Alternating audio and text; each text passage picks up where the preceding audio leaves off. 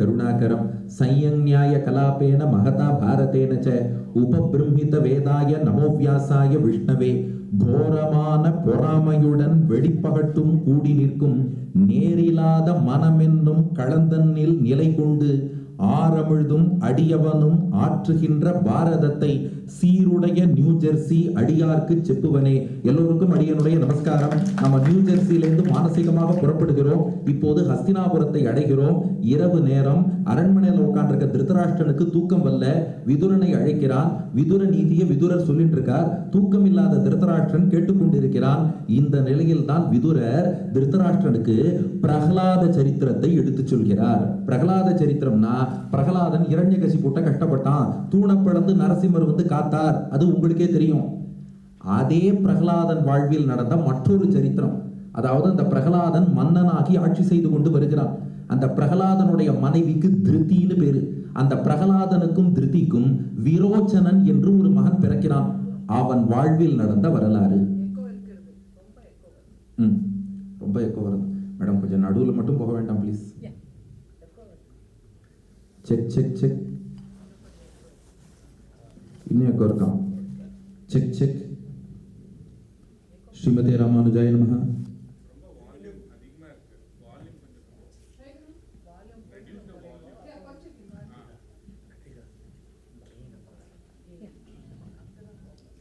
Check check check. இல்லை, எனக்கு சுத்தமா போயிடுதே. ஸ்ரீமதே ராமானுஜாய நமஹ. எனக்கு இங்கே மட்டும் வச்சுருங்க.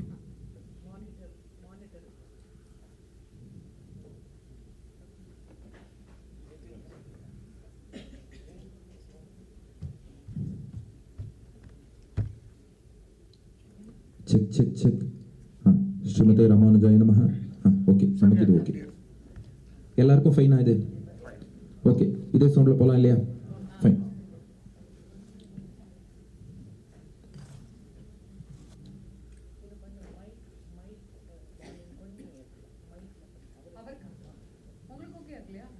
இல்லை, எனக்கு ஃபீட்பேக் ஓகே. அவளுக்கு கேட்கலன்னா ஏற்றுங்க. பின்னாடி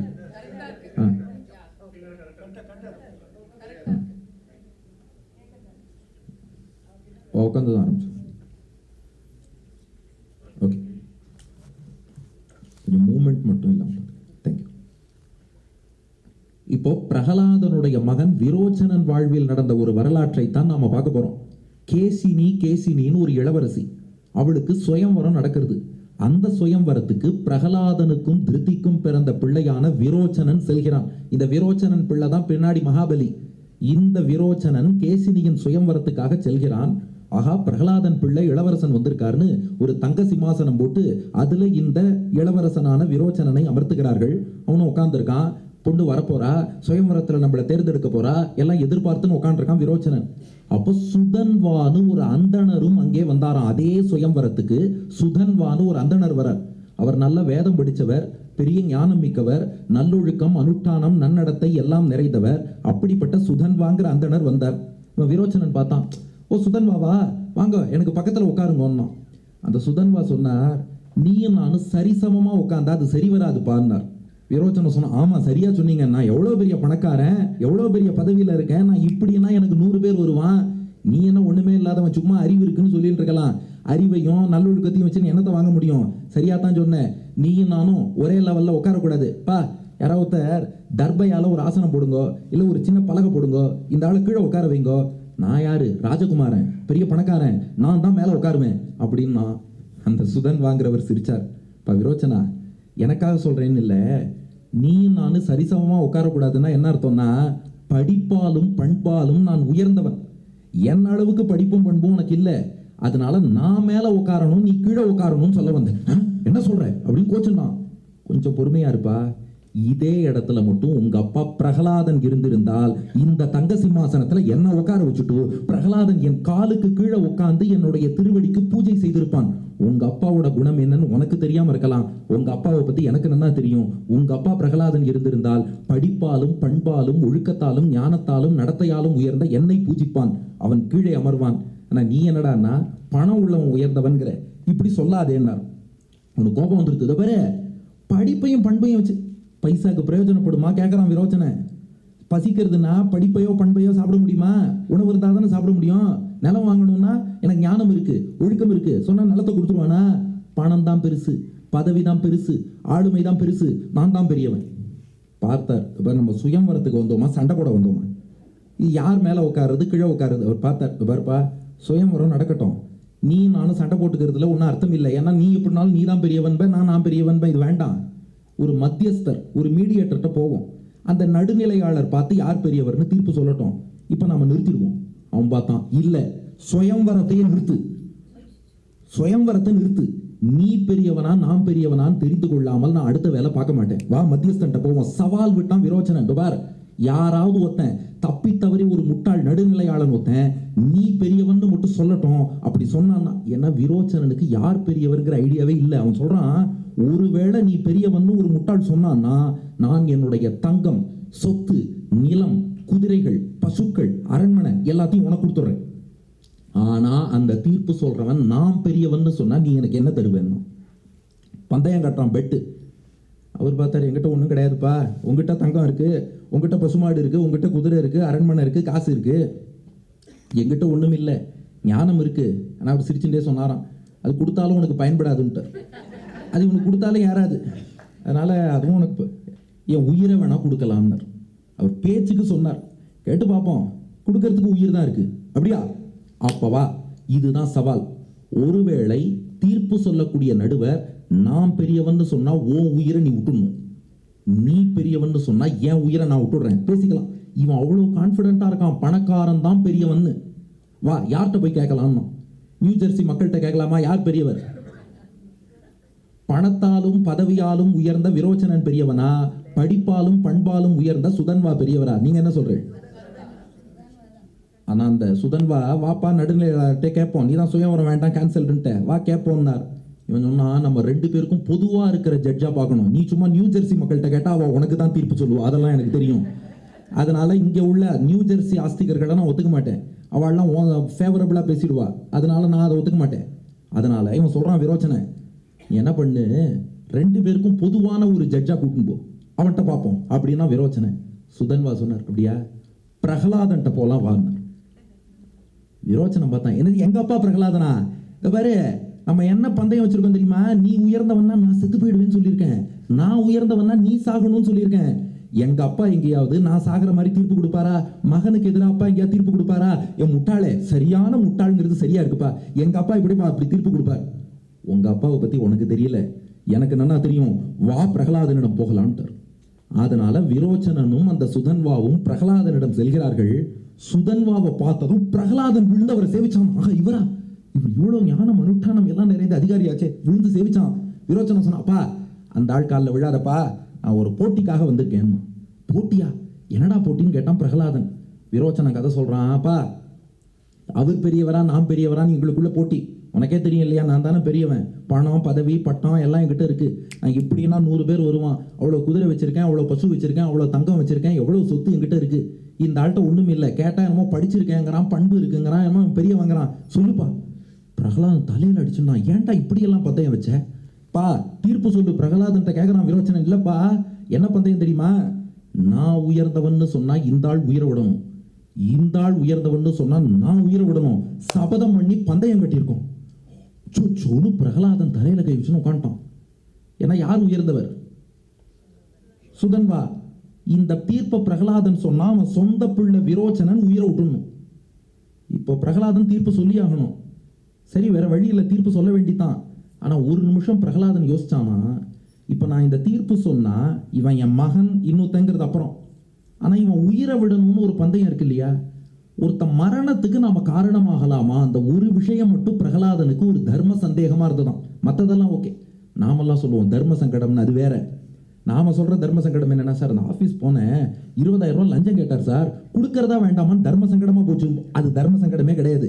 ரெண்டு தர்மத்துக்கு நடுவுல கான்ஃபிளிக்ட் வந்தாதான் அதுக்கு தர்ம சங்கடம்னு பேரு. நாம தான் டெஃபினிஷனை மாத்திட்டோம். இப்ப அம்பரீஷனுக்கு துவாதசி பாரண பண்றதா துர்வாசருக்கு உணவளிப்பதான்னு கன்ஃபியூஷன் வந்தா அதுக்கு தர்ம சங்கடம்னு பேரு. நாம என்ன சொல்றோம், லஞ்சம் கொடுக்கறதா வேண்டாமா, ஒரு தர்ம சங்கடத்துல மாட்டினேன், அது தர்ம சங்கடமே கிடையாது, அது அதர்மத்துக்கும் தர்மத்துக்கும் கான்ஃபிளிக்ட். அது பிரகலாதனுக்கு உண்மையான தர்ம சங்கடம் என்னன்னா, இவன் மகனா மகன் இல்லையாங்கிறது அப்புறம், நான் தீர்ப்பு நியாயத்தை தான் சொல்லணும். ஆனால் அந்த நியாயமான தீர்ப்பு சொன்னாலும் கொலாட்ரல் டேமேஜுங்கிற மாதிரி இது ஒரு உயிர் போயிடும். ஒரு உயிர் போகிற மாதிரி நாம தீர்ப்பு சொல்லலாமா, இது சரியா தப்பான்னு யோசிச்சான். அப்போ ஒரு பரமஹம்சரான துறவி அந்த இடத்துக்கு தானே வரார், பகவான் அனுப்பி அவர் வரார். பிரகலாதன் அவரை பார்த்தான், விழுந்தவரை வணங்கினான். சுவாமி, அடி எனக்கு ஒரு வழி சொல்லுங்க. பாருங்க, பிரகலாதன் காட்டின விஷயம் எப்பயாவது நம்ம கன்ஃபியூஷன் இருக்குன்னா ரொம்ப நாமே போட்டு யோசிச்சுட்டு அதனால ஸ்ட்ரெஸ் ஆகி டிப்ரெஷன் இதுக்கெல்லாம் போயிடக்கூடாது. பெரியவாழ்கிட்ட கேட்டுக்கணும். அதனால அவர்கிட்ட கேட்குறான், நீங்க வழிகாட்டுங்கன்னா. இது ப்ராக்டிக்கல் லைஃப் லெசன். எப்போ பிரச்சனைனாலும் நம்மளை விட பெரியவர்கிட்ட நாம விண்ணப்பம் பண்ணிட்டோம்னா அவ ஒரு சொல்யூஷன் கொடுப்பா, முடிஞ்சு போச்சு. நாம என்ன பண்ணுவோம்னா, ஒன்று நமக்கு கீழே இருக்கிறவர்கிட்ட போய் சொல்லுவோம் இந்த கஷ்டம்னு. எப்போதுமே ஒரு கஷ்டம்னா நம்ம கீழே இருக்கிறவர்கிட்ட சொல்லக்கூடாதான். ஏன் தெரியுமா? அவன் ரொம்ப ஹாப்பி ஆயிடுவான். இந்த ஆள் நமக்கு மேலே இருக்கான், நன்னா இருக்கான்னு நினைச்சிட்டு இருந்தேன், அவனுக்கே இவ்வளோ ப்ராப்ளம் இருக்கா, இவன் குஷி ஆயிடுவான். நமக்கு சமமாக இருக்கிற ஆள்கிட்டையும் சொல்லக்கூடாதான். ஏன்?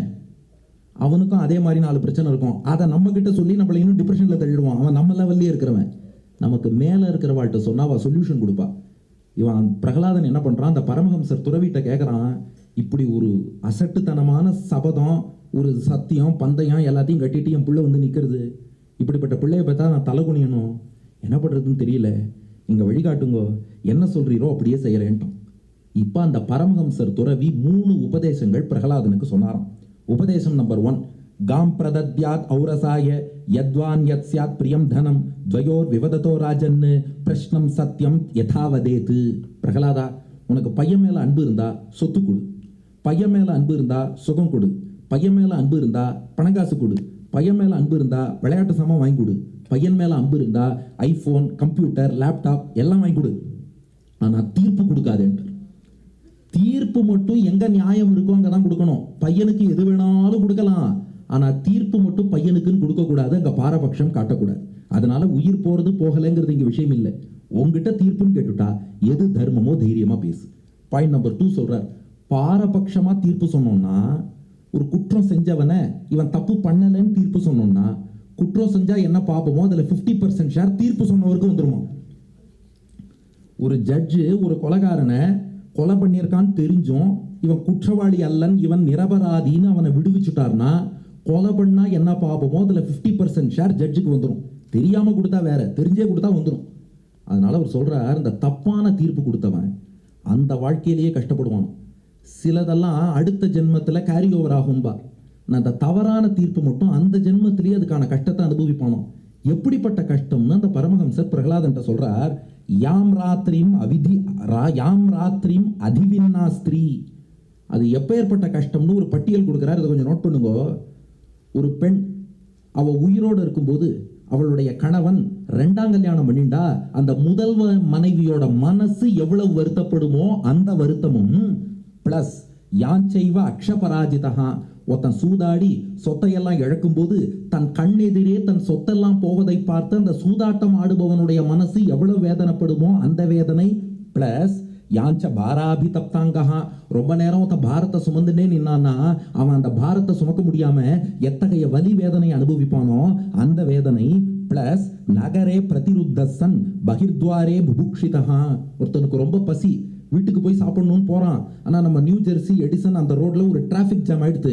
டிராஃபிக் ஜாம்ல சிக்கிண்டு அந்த ரோட்டை தாண்ட முடியாம வீட்டுக்கு போக முடியாம பசியினால கார்ல உட்கார்ந்து தவிப்பவன் எத்தகைய வேதனையை அனுபவிப்பானோ அந்த வேதனையும் பிளஸ் அமித்ரான் பூயஷப் பஷ்யன்னு சுத்தி பல எதிரிகள் சூழ்ந்து கையில கத்திய வச்சுட்டு ஒருத்தனை வெட்ட போனான்னா அவ வெட்டுறதுக்கு அந்த முந்தின நொடி அவன் எந்த வேதனையை அனுபவிப்பானோ அந்த வேதனையும் பிளஸ் யாஞ்ச ராத்திரியும் அபித்ருப்தகா, ராத்திரி நேரத்துல தூக்கம் இல்லாம நடந்துட்டும் செல்போன் பார்த்துட்டும் புரண்டு படுத்துட்டும் தூக்கம் இல்லாம தவிப்பன் எத்தகைய கஷ்டத்தை அனுபவிப்பானோ அந்த கஷ்டமும் பிளஸ் யாஞ்ச மித்ரே பிரியே என்றே, நண்பனே ஒருத்தனுக்கு துரோகம் பண்ணா ஐயோ இப்படி துரோகம் பண்ணிட்டானேன்னு அந்த துரோகத்தை நினைச்சு இவன் எவ்வளவு கஷ்டப்படுவானோ.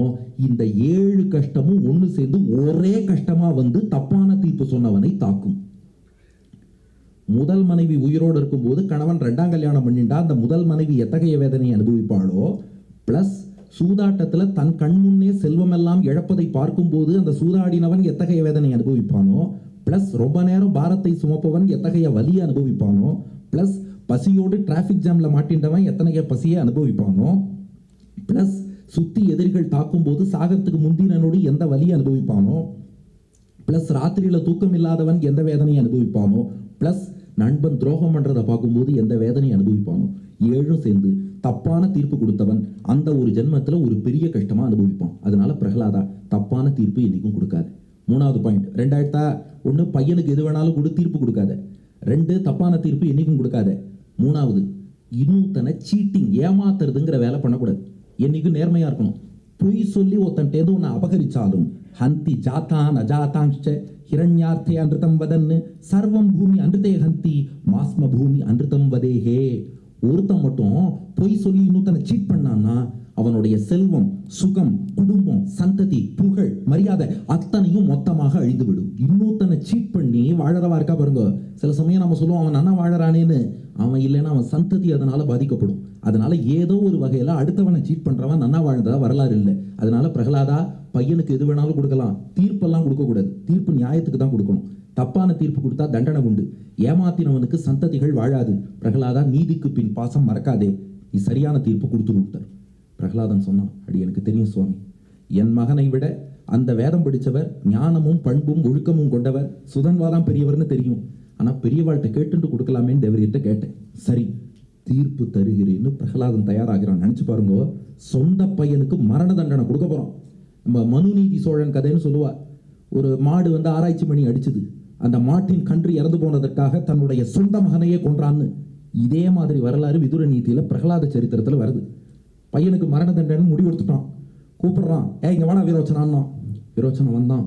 பிரகலாதன் என்ன தீர்ப்பு சொல்லுவான்? என்ன சொல்லியிருப்பான்னு நினைக்கிறேன்? அவர் தான் பெரியவர். அவன் சொன்ன பதில் பாருங்க. மத்த ஸ்ரேயான் அங்கிராவை சுதன்வாத்வத் விரோச்சனா. விரோச்சனா, நீ பெரியவனா நாம் பெரியவனான்னு கேட்டான் பிரகலாதன் பையன்ட்ட. நீ பெரியவனா நாம் பெரியவனான்னா. விரோச்சனம் சொன்னா, அப்பா நீங்க தான் பெரியவர். பிரகலாதன் சொன்னா, சுதன்வா என்னை விட பெரியவர் தான்ப்பான். பாருங்க மகான்களுடைய இயல்ப. பிரகலாதன் எப்பேற்பட்டவன்னா, அவன் சொன்ன ஒரு வார்த்தைக்காக எங்கு மூலன் கண்ணன் என்ற மகனை காய்ந்து இங்கில்லையால் என்று இரணியன் துன்புடைப்ப அங்கு அப்பொழுதே அவன் விய தோன்றிய என் சிங்கப்பிரான் பெருமை ஆராயும் சீர்மைத்தே. பள்ளியில் ஓதி வந்த தன் சிறுவன் வாயில் ஓர் 1000 நாமம் ஒள்ளியவாகி போத ஆங்கதனு கொன்றும் ஒரு பொறுப்பிலனாகி பிள்ளையை சீறி வெகுண்டு தூண்புடைப்ப பிறையிற்று அனல் விழிப்பெழ்வாய் தெள்ளிய சிங்கமாகிய தேவை திருவல்லிக்கேணி கண்டேனே. இவன் காட்டின தூண்லேருந்து எம்பெருமான் தூண படந்து கொண்டு ஓடி வந்து அவனுக்கு அனுகிரகம் பண்ணா. அவன் தலையில நரசிம்மர் தன் கையால வருடி விட்டார். அப்படி பெருமாளுடைய அனுகிரகம் பெற்றவன் பிரகலாதன். இந்த பிரகலாத ஸ்துதியை கேட்டு, இந்த ஸ்துதியை யாரெல்லாம் சொல்றாளோ அவ அத்தனை பேருடைய பாப்பங்களையும் நான் போக்குகிறேன்னு நரசிம்மர் அவ்வளவு ஆசையோடு சொன்னார். கம்பர் இரணிய வதை படலத்துல பாடுறார். நரசிம்மர் பிரகலாதன் சொன்னாராம், நீ அசுரர்களுக்கு மட்டும் ராஜா இல்லடா, என் பக்தர்களுக்கெல்லாம் நீதான் ராஜா. உன் குருவான நாரதரையும் மிஞ்சி, குருவை மிஞ்சின சிஷ்யனாக நீ விளங்குவாய். இன்னைக்கும் பக்தர்கள் பேரை சொல்லும் போது பிரகலாத நாரத பராசர புண்டரீகன்னு பிரகலாதன முன்னாடியும் நாரதர பின்னாடியும் சொல்றோம். ஆச்சாரியன் பின்னாடி போயிட்டார், சிஷ்யன் முன்னாடி வந்திருக்கான். அப்படிப்பட்ட ஏற்றம் மிக்கவன். இன்னொரு வார்த்தை நரசிம்மர் சொன்னாராம், பிரகலாதா, உன்னை வணங்குபவர்கள் என்னை வணங்கிய பலனை பெறுவார்கள்னு நரசிம்மர் அவனுக்கு வரம் கொடுத்தார். அப்பேற்பட்ட பிரகலாதன், மகான்கள் என்னைக்குமே தங்களை பெரியவான்னு சொல்லிக்க மாட்டா, தங்களை தாழ்த்தித்தான் சொல்லிக் கொள்வார்கள். அந்த பிரகலாதன் சொல்றான், பையா விரோச்சனா, நீ பெரியவனா நான் பெரியவனா? விரோச்சனம் சொன்னா, அப்பா நீங்க தான் என்னை விட பெரியவர். பிரகலாதன் சொன்னான், அவர் என்னை விட பெரியவர், அந்த சுதன் வாங்குறவர். ஏன்னா அவர் அவ்வளவு ஞானம் மிக்கவர், அவ்வளவு நன்னடத்தை அனுஷ்டானம் கொண்டவர். என்னை விட அவர் தான் பெரியவர். அப்போ உன்னை விட நான் பெரியவன்கிறத ஒத்துட்டேனாலே என்னை விட பெரியவரான அவரும் உன்னை விட பெரியவர் தானே, அதை நீ ஒத்துன்னு தானே ஆகணும். மாதாசிய ஸ்ரேயசி மாதுகு தஸ்மாத் தொம் தேன வைஜிதகா, அதனால நீ தோற்று விட்டாய். இப்ப நேரா சொல்றான், விரோச்சன சுதன்வாயம் பிராணானாம் ஈஸ்வரஸ்தவா. இப்ப நேரா சுதன்வாட்ட போனா பிரகலாதன், என் மகன் உங்களுடைய உடைமை, அவன் உயிரை நீங்கள் எடுத்துக்கொள்ளலாம். தன் வாயால பிரகலாதன் சொல்றான், என் மகன் விரோச்சனன் உயிரை எடுத்துக்கொள்ளுங்கள். ஏன்னா இப்படிப்பட்ட பிள்ளையை பெற்றுட்டேன், நான் கண்ணீர் விட்டுதான் ஆகணும், வேற என்ன பண்றது? ஆனால் தப்பெல்லாம் என் மகன் மேலதான் இருக்கு, உங்க மேல எந்த தப்பும் இல்லை. அவர் சுதன்வா பாட்டுக்கு அவர் சுயம்பரத்துக்கு வந்தார், இவனா வம்புக்கு இழுத்தான். அவர் ரொம்ப பணிவோடு, இல்லப்பா நான் சரிசமா உட்காரலன்னு சொல்லிட்டு அவர் ஒதுங்கிட்டார். இவனா பிடிச்சவர் வம்புக்கு இழுத்து சபதம் பண்ணி அப்புறம் பந்தயம் கட்டி இத்தனையும் பண்ணான். ஏன்னா அவன் மேலதான் தப்பு, உயிரை எடுத்துக்கோங்க. இதை விட பிரகலாதனுடைய உயர்ந்த குணம் எங்க இருக்குன்னா, உயிரை எடுத்துக்கோங்கன்னு சொல்லிட்டான். சொல்லிட்டு சுதன்வா பாதத்துல மீண்டும் விழுந்தான். இப்ப எதுக்குடா காலில் விழறேன்னு கேட்டார். மன்னனா தீர்ப்பு கொடுத்துட்டேன், தந்தையா மன்னிப்பு கேட்கிறேன், என் பையன் பண்ண தப்புக்கு நான் உங்களிடம் மன்னிப்பு கேட்கிறேன்னு அவர் பாதங்கள்ல விழுந்தான். என் பையன் உங்களை அவமதிச்சிட்டான் இல்லையா, சுதன்வன் புனரிச்சாமி துவயாதத்தம் விரோச்சனம், என்னை மன்னிச்சிருங்கோ, என் பையன் இப்போ வரைக்கும் உங்கள்கிட்ட மன்னிப்பு கேட்கல, நான் மன்னிப்பு கேட்டுக்கிறேன். ஒரு ஞானமும் அனுஷ்டானமும் கொண்ட பெரியவரை இப்படி அவமதிச்சிருக்க கூடாது, பையன் பண்ணிட்டான், அதுக்காக அடியேன் மன்னிப்பு கேட்கிறேன்னா. இதை பார்த்துட்டு நெகிழ்ந்து போயிட்டாராம் அந்த சுதன்வா. பிரகலாதா, நீ எவ்வளவு பெரியவன்னு உலகத்துக்கே தெரியும்பா. நீ ஒரு தூணை நோக்கி கை காமிச்சா தூணை பிளந்துன்னு நரசிம்மர் வரார். நீ அப்பேற்பட்ட அதிகாரி, அப்பேற்பட்ட பக்தன். நீயோ என்ன பெரியவன்கிற, என் காலில் விழுந்து மன்னிப்பு கேட்கிற. விடுப்பா, எத் தர்மம் அவருணீதாஸ்துவம் நகாமாத் அன்றுதம் வதிஹி. பிரகலாதா, நீ எந்த காரணம் கொண்டு பொய் சொல்ல மாட்டேடா. எப்போதும் நியாயத்தை பேசணும்னு நினைக்கிற. உன் பையன் உயிருக்கே ஆபத்துனாலும் நீ சரியாக எது நியாயமோ எது சரியான தீர்ப்போ அதை நீ வழங்கினாய். புனர் ததாமி தே புத்திரம் தஸ்மாத் பிரகலாத துர்லபம். இவன் உயிரை வச்சு நான் என்ன பண்ண போறேன்? உன் மகனுடைய உயிர் எனக்கு வேண்டாம், உன் பிள்ளை க்ஷேமமா இருக்கட்டும், அவன் உயிர் எனக்கு வேண்டாம், இவர் ஆசீர்வாதம் பண்ணிவிடுறார். அப்போ பிரகலாதன் பாருங்க, ஹியூமிலிட்டியாலேயே அவரை ஜெயிச்சிட்டோம். உன் பையனோட உயிர் எனக்கு வேண்டாம்னு சொல்லிவிட்டார் சுதன்வா. நான் பிரகலாதன் சொன்னான், இல்லை சுவாமி, தப்பு பண்ணவன் வாழ்க்கையில் என்னைக்கா இருந்தாலும் தண்டனையை அனுபவிச்சு தான் ஆகணும். என் பையன் பண்ணது தப்பு, அவனுக்கு ஏதாவது தண்டனை நீங்கள் கொடுங்கன்னு. அவர் பார்த்தார், நான் ஏன்பா தண்டிக்கணும்? அறிவுரை சொன்னா கேட்பான். இல்லை, பிரகலாதன் சொன்னான், என் பிள்ளைக்கு நான் ஒரு தண்டனை தரேன். பாத பிரக்ஷாலனம் குறியாது குமாரியா சன்னிதௌதவா. அவன் ஒன்று பண்ணட்டும் சுவாமி, மீண்டும் அதே கேசினிங்கிற இளவரசியோட அரண்மனைக்கு போவோம். அங்கே அந்த கேசினிங்கிற இளவரசி முன்னாடி இந்த சுதன்வாவை தங்க சிம்மாசனத்தில் உட்கார வச்சு, உங்கள் பாதத்தை என் மகன் விரோச்சனன் அலம்பி உங்க ஸ்ரீபாத தீர்த்தத்தை அவன் தலைமையில சேர்த்துக்கணும்னா. ஏன்னா 3 காரணம். ஒண்ணு, பிரகலாதன் இவன் அந்த இடத்துல இருந்தா அப்படித்தான் பண்ணுவான்னு சுதன்வா சொன்னார். அவன்கிட்ட ஞாபகம் இருக்கா? சுதன்வா என்ன சொன்னார்? இதே இடத்துல உங்க அப்பா பிரகலாதன் இருந்தா என்ன சிம்மாசனத்துல உட்கார வச்சுட்டு அவர் கீழே அமர்வார். அதை அவன் செய்யறது தான் நியாயம். அதனால ஒண்ணு, அதே இடத்துல வந்து உங்களை தங்க சிம்மாசனத்துல உட்கார வச்சு அதே இளவரசி முன்னாடி உங்க பாதத்தை அலம்பி ஸ்ரீபாத தீர்த்தம் எடுத்துக்கணும். 2, என்ன பண்ணணும்னா, ஏன் இதை பண்ணணும்னு சொல்றேன்னா, உங்களை அவமதிச்சிருக்கான். அந்த இடத்துல 4 பேர் பார்த்துட்டு இருக்கும்போது என்ன பெரிய படிப்பு, என்ன பெரிய பண்பு அப்படின்னு சொல்லிட்டு போயிட்டான். 100 பேர்ல 10 பேர் கூட இதே மாதிரி யோசிப்பா இல்லையா? சரிதானே, படிப்பையும் பண்பையும் வச்சு என்ன வாங்க முடியும்? பணங்காசு இருந்தா தானே வசதி, யாரா நினைச்சுடுவா. அதே இடத்துல அவ முன்னாடி அப்படி இல்லை, படிச்சவர் தான் உயர்ந்தவர், பண்புள்ளவர் தான் உயர்ந்தவர்னு அதே மக்கள் முன்னாடி மீண்டும் ரெக்கார்ட் பண்ணணும். அதனால என் பையன் அந்த காரியம் பண்ணணும். 3, பிரகலாதன் சொல்றான், நான் ஏதோ சொல்லிக்கிறேன், பெருமாள் அருள் பெற்றவன், நரசிம்மர் எனக்காக வந்தார்னு. கடைசியில் என் பிள்ளையே இந்த மாதிரி தப்பான வழியில் போகிறான். உங்களை போல மகான்களின் ஸ்ரீபாத தீர்த்தம் கிடைச்சாலாவது அவன் திருந்தறதுக்கு வாய்ப்பு இருக்கு இல்லையா? அதனால இந்த தண்டனை தருகிறேன். இந்த 3 காரணங்களால் மீண்டும் அங்கே போவோம்னா அதே ஆசனத்தில் தங்க சிம்மாசனத்தில் சுதன்வாவை அமர்த்தினான் பிரகலாதன். அவனோட பிள்ளை விரோச்சனன் அவர் பாதங்களை அலம்புறான். அந்த ஸ்ரீபாத தீர்த்தத்தை எடுத்து தலையில் சேர்த்துட்டான். பிரகலாதன் சொன்னானா, இனியாவது பிள்ளை விரோச்சனா உனக்கு நல்ல புத்தி வரட்டும். நானும் இந்த சரித்திரத்தை விதுரன் திருதராஷ்டிரனுக்கு எடுத்து சொல்லி, பா, ஒரு நல்ல அப்பான்னா பிரகலாதனை போல இருந்து மகனை திருத்தணும், உன்னையும் பிரகலாதனையும் ஒப்பிட்டு பாருண்டார். திருதராஷ்டிரன் எங்கே, பிரகலாதன் எங்கே? நம்ம திருதராஷ்டிரன் எப்படின்னா, துரியோதனன் நீ பண்ணா கரெக்டா தான் இருக்கும், பண்ணு பண்ணு பண்ணு. இப்ப அந்த 3 பாயிண்ட நினைச்சு பாருன்னார் விதுரர். முதல் பாயிண்ட் அவர் என்ன சொன்னார்? அந்த துறவி பிரகலாதன்ட்ட, நீ பையனுக்கு சொத்து கொடுக்கலாம், சுகம் கொடுக்கலாம், தீர்ப்பு கொடுக்க கூடாது. தீர்ப்பு நியாயம் பக்கம் கொடுக்கணும். ஆனா திருதராஷ்டிரன் என்ன பண்ணா, இந்த பக்கம் தர்மன் இருக்கான், இந்த பக்கம் துரியோதனன் இருக்கான். தன் பிள்ளைங்கிற ஒரே காரணத்துக்காக துரியோதனனுக்கு சாதகமா தீர்ப்பு கொடுக்குறானே, இது எவ்வளவு பெரிய தப்பு. 2, துரியோதனன் தான் தப்பு பண்றான்னு நினைக்கிற, நீ அவன் சைடு சப்போர்ட் பண்ணிட்டேன்னா, பாரபட்சம் காமிச்சா, தப்பு பண்ணா என்ன பாப்பமோ அதே பாப்பம் வரும் இல்லையா? தப்பான தீர்ப்பு கொடுப்பவனும் வாழ்க்கையில கஷ்டம் அனுபவிப்பான் இல்லையா? அவனை நீ சப்போர்ட் பண்ணா உனக்கும் வாழ்க்கையில கஷ்டம் வரும், பாபம் வரும். ஞாபகம் வச்சுக்கோ. 3வது பாயிண்ட் என்ன? 3வது பாயிண்ட் முக்கியமான பாயிண்ட் என்னது? ஒருத்தனை சீட் பண்ணி ஏமாத்தினா அவன் சந்ததியே அழிஞ்சு போகும். திருதராஷ்டிரன் என்ன நினைச்சிட்டு இருக்க? பாண்டவர்களை ஏமாத்தி ராஜ்யம் வாங்கினா துரியோதனன் நல்லா இருப்பான். கிடையாது, ஒருத்தனை ஏமாத்தினா அவன் சந்ததி அழிஞ்சு போகும். எப்படினாலும் துரியோதனன் அழிய போறான். நீ துரியோதனனுக்கு நல்லது செய்யணும்னு நினைச்சேன்னா அவனை கூப்பிட்டு அறிவுரை சொல்லு. பிரகலாதன் எப்படி தன் பிள்ளையை திருத்தினானோ அது போல உன் பிள்ளையை திருத்தி தர்மபுத்திரனை உட்கார வச்சு அவன் திருவடியை அலம்பி அந்த ஸ்ரீபாத தீர்த்தத்தை துரியோதனன் எடுத்துக்க சொல்லு. இதுதான் துரியோதனன் திருந்துவதற்கு வழி. நீ துரியோதனனுக்கு அறிவுரை சொல்லு. விதுரர் கடைசியா தர்மத்தின் சுருக்கம்னு ஒரே பாயிண்ட் சொல்ற. நீ இவ்வளவு நேரம் விதுர நீதி கேட்டிருக்கலாம். இத்தனை நீதியின் சாரம் என்ன? ஒரே ஸ்லோகம்.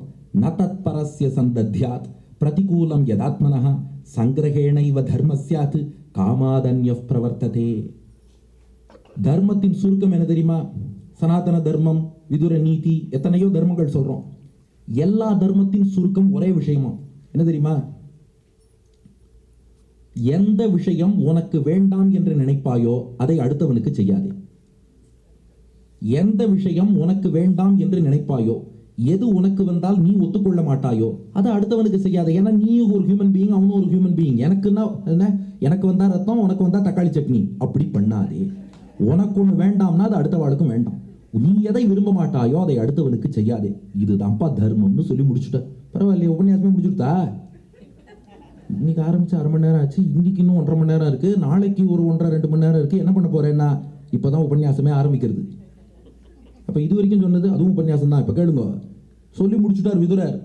இப்ப திருதராஷ்டிரன் பதில் சொல்லணும். என்ன பதில் சொல்லுவான்? விதுரர் நீதி எல்லாம் சொல்லிட்டார். திருதராஷ்டிரன் திருந்தணுமா இல்லையா? நேத்தே அந்த கேள்வி கேட்டோமே. இவ்வளவு நானா விதுரர் சொல்லியிருக்கார். எத்தனையோ பேர் கண்ணீர் விட்டு, பூண்டி மாமால கண்ணீர் விட்டு கேட்டு இருக்கார். நாம சொன்னதுக்கே கண்ணீர் வருதுன்னா விதுரன் சொல்லும் போது கண்ணீர் வந்திருக்கணுமா இல்லையா? திருதராஷ்டிரன் திருந்தி இருக்கணுமா இல்லையா? திருந்தலையா? அப்ப அவன் என்ன பதில் சொல்லியிருப்பான்?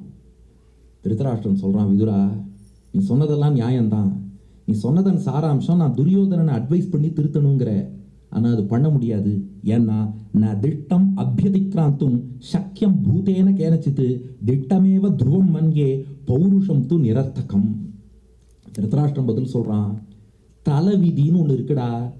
துரியோதனனுடைய தலைவிதி இப்படித்தான் தப்பு பண்ணி அழியணும்னு இருக்கு. அந்த தலைவிதியை மனித முயற்சிகளால் மாற்றவே முடியாது. நீ சொல்றதெல்லாம் நியாயம்தான், ஆனா நான் அறிவுரை சொன்னதால் அவன் திருந்த மாட்டான்.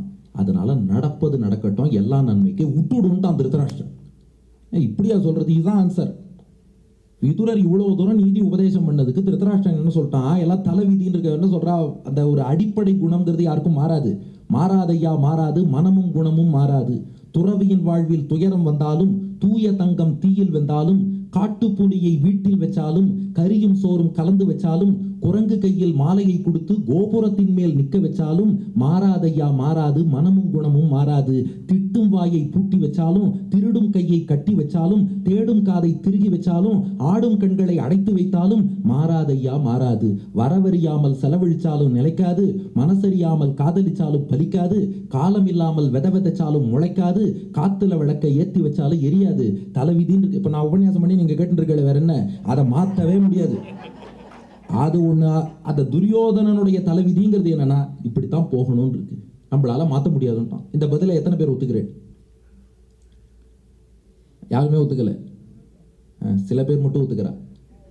தலைவிதிய வெறும் மனித முயற்சி மாத்தாது, பகவானுடைய அருளால மாற்ற முடியும். ஹயக்ரீவ ஸ்தோத்திரத்துல விலுப்த மூர்தன்ய லிபிக்ரமாணாம் சுரேந்திர சூடாபத லாலிதானாம் துவதங்கிரி ராஜீவ ரஜக்கணானாம் பூயாம் பிரசாதோ மயிநாத பூயாங்கிற. ஹயக்ரீவனுடைய திருவடி துகள் தலையில பட்டுதுன்னா தலையெழுத்தே மாறிடும். அகல்யாவோட தலையெழுத்த ராமனுடைய திருவடி துகள் மாத்திட்டுன்னு பாக்குறோம். அப்ப பெருமாள் அருள் இருந்தா மாறுமே. நாம ஏதாவது எஃபர்ட் எடுக்கணும். நான் எந்த எஃபர்ட்டும் எடுக்க மாட்டேன், பெருமாள் ஒண்ணும் பண்ணலன்னு அவர் பேர்ல பழிய போடுவேன், விதி மேல பழிய போடுவேங்கிறது நியாயமா? நான் பிரார்த்தனை பண்ணா பெருமாள் அனுகிரகம் பண்ணுவார். இது திருதராஷ்டிரன் விதி மேல பழி போட்டு எஸ்கேப் தானே ஆறான். எஸ்கேபிசம் தானே அது. இங்கே தான் ஆச்சாரியர்கள் ஒரு ரகசியம் காட்டுறான். அப்படி அவன் எஸ்கேப் ஆறான்னு சொல்றதுல ஒரு சுவாரஸ்யம் இல்லை.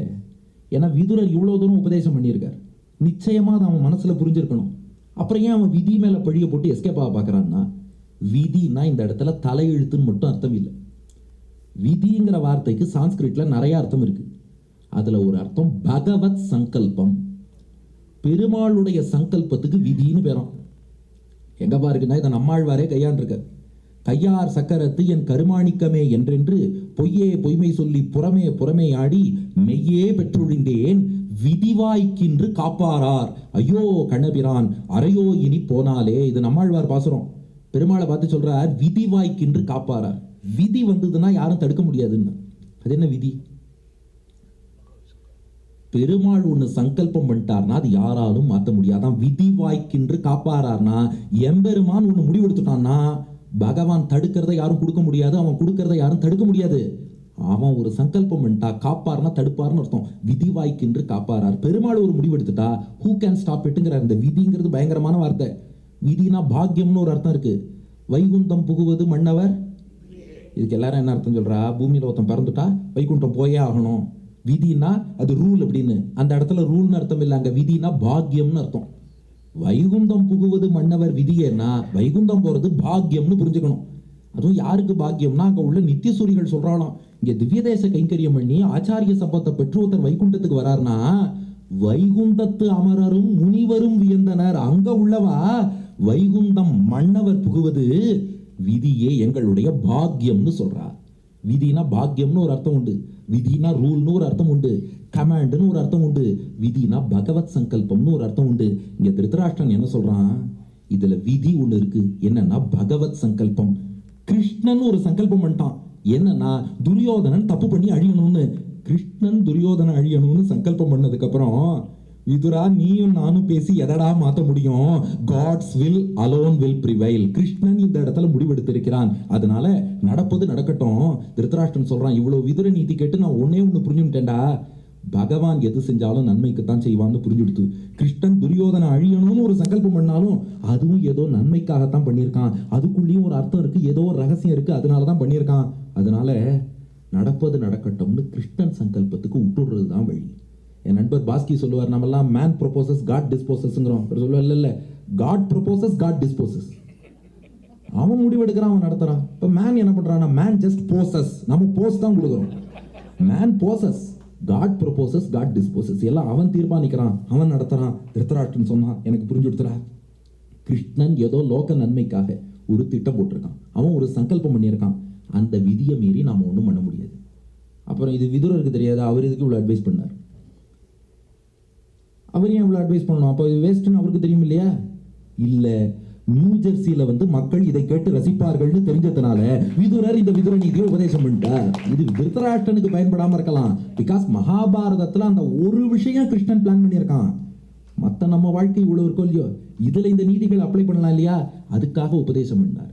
சரி, அப்போ கிருஷ்ணன் போட்ட பிளான் தான் என்ன, அந்த பகவானின் சங்கல்பம் தான் என்ன, அதுதான் உபன்யாசத்தோட பார்ட் 2. இப்போ இன்டர்வல் விட்டு அப்படியே செகண்ட் ஹாஃப்குள்ள நாம போறோம். என்ன சங்கல்பம் பகவான் பண்ணாங்கிறது மகாபாரதத்துக்குள்ளேயே இருக்கு, ஆனா கொஞ்சம் வேற இடத்துல இருக்கு.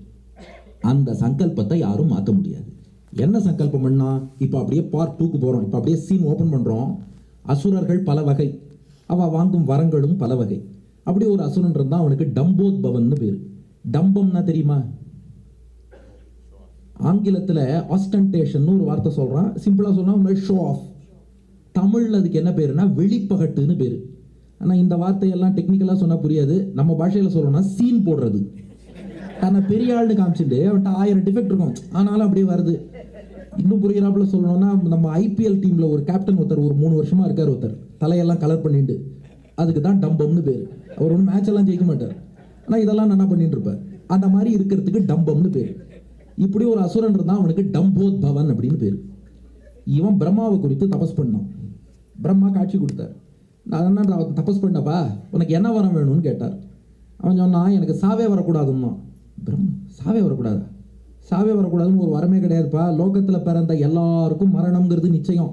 ஒரு ஊரில் இந்த கதை கேட்டிருக்கா, குப்புசாமின்னு ஒருத்தர் கடவுளை குறித்து தபஸ் பண்ணார். கடவுள் காட்சி கொடுத்தார், என்ன வரம் வேணும்னார். குப்புசாமி சொன்னார், எனக்கு சாவே வரக்கூடாதுன்னார். ஓகேன்ட்டார் கடவுள், உனக்கு சாவே வராது. அடுத்த நாள் ஒருத்தர் குப்புசாமிகிட்ட கேட்டார், உன் பேர் என்ன யான்னார். குப்புமி. குப்புமி என்னடா சாவே வரமாட்டேன், குப்புமி குப்புமின்னா. பேக்ரவுண்ட்லேருந்து கடவுள் சொன்னாரா, நீ தானே சாவே வரக்கூடாதுன்னு, உன் வாயில சாகிற எழுத்து வரவே வராது, உனக்கு சாவே வராது. பிரம்மா சொன்னார், அப்படி வேணா கொடுக்கலாம்ப்பா, நீ சாவு வேண்டான்னு கேட்குற, அதெல்லாம் முடியாது, வேற ஏதாவது வரம் கேள். உடனே அவன் என்ன பண்றான், இந்த டம்போத்பவன் பிரம்மாட்ட கேட்கறான், எனக்கு 1000 கவச்சங்கள் வேணும். கவச்சம்னா இந்த ஷீல்டு ஆர்மர்னு சொல்றா பெறும்போது 1000 கவச்சங்கள் வேணும். ஒரு கவச்சம் முடிஞ்சா ஆட்டோமேட்டிக்கா 2வது கவச்சம் உடம்புல ஒட்டிக்கணும், அது உடைஞ்சா அடுத்து 3வது கவச்சம், இப்படி 1000 கவச்சம் எனக்கு கிடைக்கணும். அதுல ஒரு கவச்சத்தை உடைக்கணும்னா உடைப்பவன் 12 வருஷம் தபஸ் பண்ணியிருக்கணும். அப்படின்னா இந்த மகானுபாவனை கொல்றதுக்கு 12000 வருஷம் தபஸ் பண்ணணும். ஒரு கவச்சத்தை உடைக்கிறதுக்கு 12 வருஷ தபசு, 1000 கவச்சத்தை உடைக்கிறதுக்கு 12000 வருஷ தபசு. இது பண்ணா தான் எனக்கு மரணம் வரணும். ஓகே, பிரம்மா 4 தலையும் அட்டி தத்தாஸ்து தத்தாஸ்து தத்தாஸ்து தத்தாஸ்துன்னு வரத்தை கொடுத்துட்டார். இப்போ முதல் கவச்சத்தை அணிஞ்சுட்டான். இதை உடைக்கணும்னா 12 வருஷம் தபஸ் பண்ணணும். உடைச்சாலும் ஆட்டோமேட்டிக்கா ஒரு சிஸ்டம் 2வது கவச்சம் தானா உடம்புக்கு வந்துடும். அப்படி ஒரு மெக்கானிக் சிஸ்டம் வேற வச்சிருக்கான். இப்போ உலகத்துல உள்ள எல்லாரையும் படுத்த ஆரம்பிச்சான். கர்வம் தலைக்கு மேல ஏறிடுது. இவனுக்கு சகஸ்ர கவச்சம்னு பேரு, டம்போத்பவன்கிற பேர் போயிடுது. 1000 கவச்சம், சகஸ்ர கவச்சம்னு பேரு. எல்லாரையும் படுத்துறான். ஏன் இவ்வளவு கர்வம்னா, இப்ப இவனை கொல்லணும்னா வில் யுத்தமும் தெரிஞ்சிருக்கணும், தபஸும் தெரிஞ்சிருக்கணும். இது ரொம்ப ரேர் காம்பினேஷன். சண்டை போடுறவனுக்கு தபஸ் பண்ண தெரியாது, தபஸ் பண்ண தெரிஞ்சவனுக்கு சண்டை போட தெரியாது. அதனால அவன் கொல்ல போறான் அப்படின்னு படுத்துறான். ரிஷிகள்லாம் பார்த்தா இவன் பாடு தாங்காம இவனை சரியான இடத்துல கோத்து விடணும்னு இவன்கிட்ட சொன்னான். ஏன்டா எங்களோட போய் சண்டை போட்டு இருக்க, பத்ரிநாத்தில் 2 பேர் உட்காந்து தபஸ் பண்றா, அவ 2 பேர்கிட்ட போனான். யார் அந்த பத்ரிநாத்தில் 2 பேர்னா நரநாராயணர்கள். பெருமாளே நாராயண ரிஷிங்கிற ஆச்சாரியன், நர ரிஷிங்கிற சிஷ்யன், குரு சிஷ்யனா பெருமாளே வந்துட்டார். ஏன்னா நல்ல ஆச்சாரியன் எப்படி இருக்கணுங்கிறதையும் பெருமாள் தான் வாழ்ந்து காட்டணும், அதனால அவரே ஆச்சாரியன். நல்ல சிஷ்யன் எப்படி இருக்கணுங்கிறதும் அவர் தான் வாழ்ந்து காட்டணும், அவரே சிஷ்யன். வந்து இந்த நாராயண ரிஷி நர ரிஷிக்கு திருமந்திரம், 8 எழுத்து மந்திரம், அஷ்டாட்சரத்தை உபதேசம் பண்றார். அவள்கிட்ட பொன் கோத்து விட்டான். இந்த சகஸ்ர கவச்சன் அப்படியே ஜம்முன்னு போனா, கையில வில்லம்பெல்லாம் எடுத்துட்டு யாரா அந்த 2 பேர் பத்ரிநாத்லன்னு போய் பார்க்கறான். பார்த்தா ஒரு இலந்த மரத்தடி, அதுல 8 சக்கர வண்டி. இந்த காட்சியை மட்டும் மறந்துடாதீங்கோ. ஒரு இலந்த மரத்தடி, அதுல 8 சக்கர வண்டி, அதுல 2 பேர் அமர்ந்து இருக்கா. ஒருத்தர் ஆச்சாரியன், இன்னொருத்தர் சிஷ்யன். அந்த இலந்த மரம் யாருன்னா சாட்சாத் மகாலட்சுமி. அந்த 8 சக்கர வண்டி கருடன், சிஷ்யன் நர ரிஷி, ஆச்சாரியன் நாராயண ரிஷி, 2 பேருமே பெருமாள். சண்டைக்கு வாங்கினான். அவ பார்த்தா, பாப்பா நாங்கள் லோகக்ஷேமத்துக்காக தபஸ் பண்ணி அஷ்டாட்சர அர்த்தத்தை சிந்திச்சு உபதேசம் பண்ணிட்டு இருக்கோம், நீ எதுக்கடா எங்கிட்ட? அதெல்லாம் இல்லை, சண்டைக்கு வரேன்னு அம்பு எடுத்தான். உடனே நாராயண ரிஷி ஆச்சாரியன் பார்த்தார், சிஷ்யன் நரனை கூப்பிட்டார், போய் அடிடான்ட்டார். இவர் தபஸ் பண்ண ஆரம்பிச்சார். நான் சண்டை போட்டுட்டே இருக்கான் நரன், என்ன அடி அடிச்சாலும் இவன் கவச்சத்தை உடைக்க முடியல. ஏன்? 12 வருஷம் தபஸ் பண்ணணும். அடிச்சு 12 வருஷம் சண்டை போட்டுட்டே இருக்கான் நர ரிஷி. நாராயண ரிஷி எதை பத்தி கவலைப்படல, ஒரு பாட்டுக்கு தபஸ் பண்ணிட்டே இருக்கார். அடிச்சு பார்க்கறான், இவன் கவச்சமும் உடைய மாட்டேங்கிறது. 12 வருஷம் ஆச்சு. தபஸ் பண்ணிட்டு இருந்த நாராயண ரிஷி கண்ணை திறந்தார், வில்லம்ப கையில் எடுத்தார், ஒரு அம்பு போட்டார், கவச்சம் உடைஞ்சுடுத்து. அவர் ஏன் சைலண்டா இருந்தாருன்னு இப்ப புரிஞ்சுதா? பெரியோர்கள் என்னைக்குமே பேச, இரு நான் தபஸ் பண்ணிட்டு வந்து உன்னை அடிக்கிறேன்னா அவன் உஷாராயிடுவான். அவர் என்ன பண்ணிட்டார், நீ சண்டை போடுன்னு சொல்லிட்டு அவர் சைலண்டா தபஸ் பண்ணார். 12 வருஷம் கழிச்சு ஒரு அம்பு போட்டார், முதல் கவச்சத்தை உடைச்சார். இப்ப நரன்ட்ட கண்ணை காட்டினார், நீ இப்ப தபஸ் பண்ணு, 12 வருஷம் நான் சண்டை போடுறேன், 12 வருஷம் கழிச்சு நீ தபஸை முடிச்சுன்னு வந்து 2வது கவச்சத்தை அடிட்டார். இப்ப நாராயண ரிஷி சண்டை போடுறா, 12 வருஷம் ஆச்சு. நரன் தபஸை முடிச்சான், வந்தான், அடுத்த பானத்தை போட்டான், 2வது கவச்சத்தை நரன் உடைச்சிட்டான். இப்ப நாராயணன் சொன்னார், நீ சண்டை போடு, நான் தபஸ் பண்றேன். இப்ப இவர் அடுத்த 12 வருஷம் தபஸ் பண்ண போனார். அவன் சண்டை போட்டுட்டே இருந்தான் அது வரைக்கும். அது ஆச்சு 12 வருஷம். நாராயண ரிஷி வந்தார், அடுத்த கவச்சத்தை உடைச்சார்.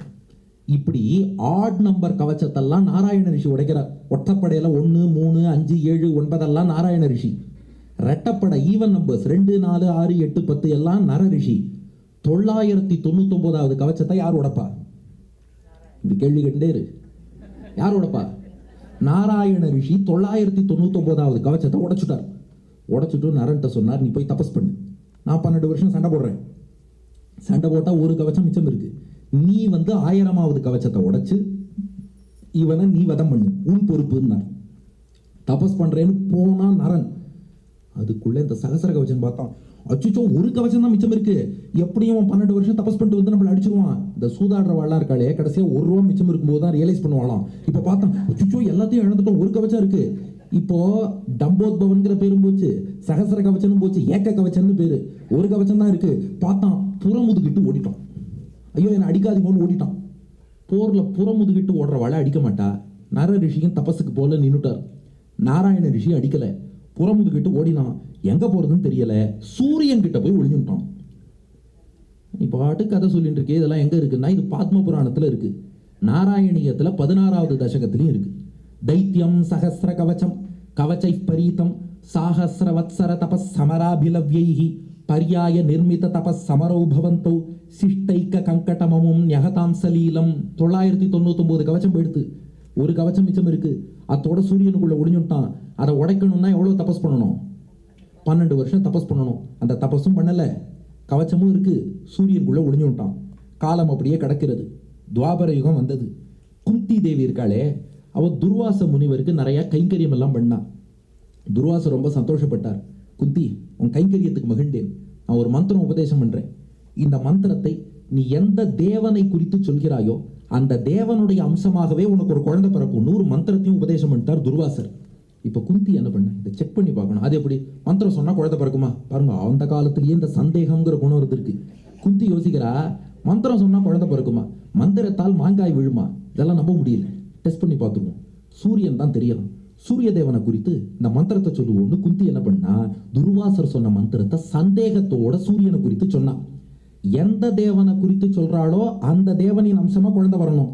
சூரியனை குறித்து மந்திரம் சொல்லும்போது சூரிய தேவனோட சேர்ந்து இந்த சகசர கவச்சன், ஏக கவச்சன், டம்போத்பவன் இருக்கான் பாருங்க, இந்த அசுரனும் சேர்ந்து 2 பேரும் சேர்ந்து ஒரே குழந்தையா, கடவுள் பாதி மிருகம் பாதி கலந்து செய்த கலவைங்கிற பாருங்க, பாதி சூரியன் பாதி அந்த அசுரனாகிய டம்போத்பவன் 2 சேர்ந்து காம்பினேஷனா ஒரு குழந்தையா வந்துட்டாலும். வெயிட், இவ யாரை குறித்து மந்திரம் சொன்ன? அப்ப சூரியன் தானே வரணும். இவனை கூப்பிடாமே எதுக்கு வந்தான்? சந்தேகப்பட்டதுனால. அவ ஸ்ரத்தையா அந்த மந்திரத்தை சொல்லியிருந்தான்னா சூரியன் மட்டும் வந்திருப்பான். அவ ஸ்ரத்தைக்கு 50% பரிசு சூரியன், சந்தேகப்பட்டாலோ 50% பனிஷ்மெண்ட் அசுரனும் சேர்ந்து வந்துட்டான். அதனால 50% சூரியன் 50% டம்போத்பவன் அசுரன் 2 பேருடைய காம்பினேஷனா குந்திக்கு ஒரு குழந்தை பிறந்தது. யார் அவன்? கர்ணன். அவன் பிறக்கும் போது எப்படி பிறந்தான்? கவச்ச குண்டலத்தோடு. அந்த கவச்சம் என்னன்னா ஏக கவச்சம். அந்த ஒரு கவச்சம் மிச்சம் இருக்கு பாருங்க. நர ரிஷி 12 வருஷம் இன்னும் தபஸ் பண்ணல, அதை அடிக்காம விட்டுருக்காரு. அந்த ஒரு கவச்சம் குண்டலம் சூரியனுக்கான அடையாளம். அதனாலதான் 50% அசுரன் கவச்சம், 50% சூரியன்கிறது குண்டலம். அதனால கவச்சம் குண்டலம், கவச்சம் நெகட்டிவ், குண்டலம் பாசிட்டிவ், நெகட்டிவ் பாசிட்டிவ் ரெண்டோடையும் வந்து பிறந்திருக்கான். அதனாலதான் மகாபாரதத்துல கர்ணன் மட்டும் புரியாத புதிர். இந்த கேரக்டர் நல்லவனா கெட்டவனா, நீங்க நல்லவரா கெட்டவரா அப்படின்னா எனக்கே தெரியலன்றுவான். ஏன்னா ஒரு புரியாத புதிர் கேரக்டர். ஏன்னா இது கடவுள் பாதி மிருகம் பாதி ரெண்டும் கலந்து அந்த மாதிரி வந்துடுது. இப்படி இவன் வந்து பிறந்தாலும் இதுல ஒரு ரகசியம் பாருங்க, பால் விஷம் 2 50-50 கலந்தாலும் மொத்தம் என்ன ஆகும்? அது போலதான் தெய்வத்தன்மை அசுரத்தன்மை 2ம் கலந்தா தீயது அசுரத்தன்மை தான் மேலும். அதனால இவனுக்கு டம்பம்ங்கிற குணம் மேலோங்கி இருந்துதான். இதை பின்னாடி பார்க்கணும். இதுக்கு ஒரு உதாரணம் சொன்னா உங்களுக்கு புரிஞ்சிடும். டம்பம்னா என்ன அர்த்தம் சொன்னோம்? Show off. எப்படி பண்றான்னா, துரியோதன பாண்டவர்கள் எல்லாம் கூப்பிட்டு சூதாட வச்சு சொத்தெல்லாம் பறிச்சுட்டான் இல்லையா? அர்ஜுனனுடைய காண்டீவ வில்லும் அவனுக்கு போயிடுது. இப்போ துரியோதன கர்ணனை கூப்பிட்டான், நண்பா வாடா காண்டீவத்தை எடுத்துக்கோ, இனிமே நமக்கு தான் எல்லாம், காண்டீவத்தை எடுத்துக்கோன்னா கர்ணன் என்ன சொல்லியிருப்பான்னு நினைக்கிறேன்? நம்ம ஊர்ல என்ன பண்ணுவா, வில்லன் எல்லாம் ஹீரோவாக்கி பழக்கம், ஹீரோவெல்லாம் வில்லன் ஆக்கி பழக்கம். நம்ம தமிழ்நாட்டில் கர்ணன்னா பெரிய ஹீரோ அப்படின்னு திரைப்படம் எடுத்துட்டா. அது நம்பாதீங்க. ஆக்சுவல் வியாச பாரதத்துல துரியோதனன் கர்ணன்ட்ட சொல்றான், ஏய் எடுத்துக்கோடா நமக்கு தாண்டா காண்டிவோம். கர்ணன் சொன்னான், நான் என்னுடைய சொந்த வீரத்தையும் பலத்தையும் நம்புபவன். சொந்த வீரத்துல நம்பிக்கை இல்லாதவன் தான் இந்த தெய்வீக அஸ்திரம், இந்த அம்பு வில்லு இதெல்லாம் நம்புவான். நான் சொந்த வலிமையால் ஜெயிப்பவன், எனக்கு இது தேவையில்லைன்ட்டான். அர்ஜுனனுக்கு வெக்கக்கேடா போச்சான். என்னடா இது, நம்மள போய் இப்படி இன்சல்ட் பண்ணிட்டானே, நான் சொந்த வீரத்தை நம்புறேன் அதனாலே தேவையில்லை அப்படின்னா என்ன அர்த்தம்? அர்ஜுனனுக்கு வீரமும் பலமும் இல்லை அதனால இதை நம்பியிருக்கான்னு அர்த்தம். வருத்தப்பட்டானோ. பின்னாடி வியாசர் அர்ஜுனனுக்கு கிளாரிஃபை பண்ணார், அடப்படா பைத்தியக்காரா, காண்டீவத்தை யாரால தூக்க முடியும்னா கிருஷ்ணனுடைய அருள் பெற்றவரால தான் அதை சுமக்கவே முடியுமா. கிருஷ்ணனுடைய அருள் இல்லைன்னா அர்ஜுனனாலேயும் சுமக்க முடியாது.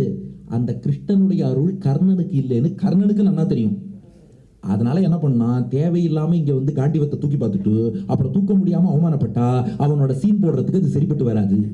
அல்லது ஓப்பனா இல்லப்பா எனக்கு கிருஷ்ணன் அருள் இல்ல என்னால தூக்க முடியாதுன்னு சொன்னாலும் அவனோட ஷோயிங் ஆஃப்க்கு சரி வராது. அதனால தான் ஹர்திக் பாண்டியா தோத்தாலும் yes we will reflect on it, yes அவர் டீம் இஸ் டூயிங் வெல் அப்படின்னு சொல்றாரு. உப்புற விழுந்தாலும் விசையில மண்ணோட்டலன்னு அந்த மாதிரி என்ன பண்ணிட்டான், இல்ல அதுவா இதெல்லாம் நமக்கு வேண்டாம், நல்லா சொந்த பலம் சொந்த திறமை சொந்த வீரம் இதை நம்பி இருக்கோம், இதெல்லாம் நமக்கு எதுக்கு அப்படின்னு சொல்லி நாசுக்கா சொல்லிட்டு போயிட்டான்.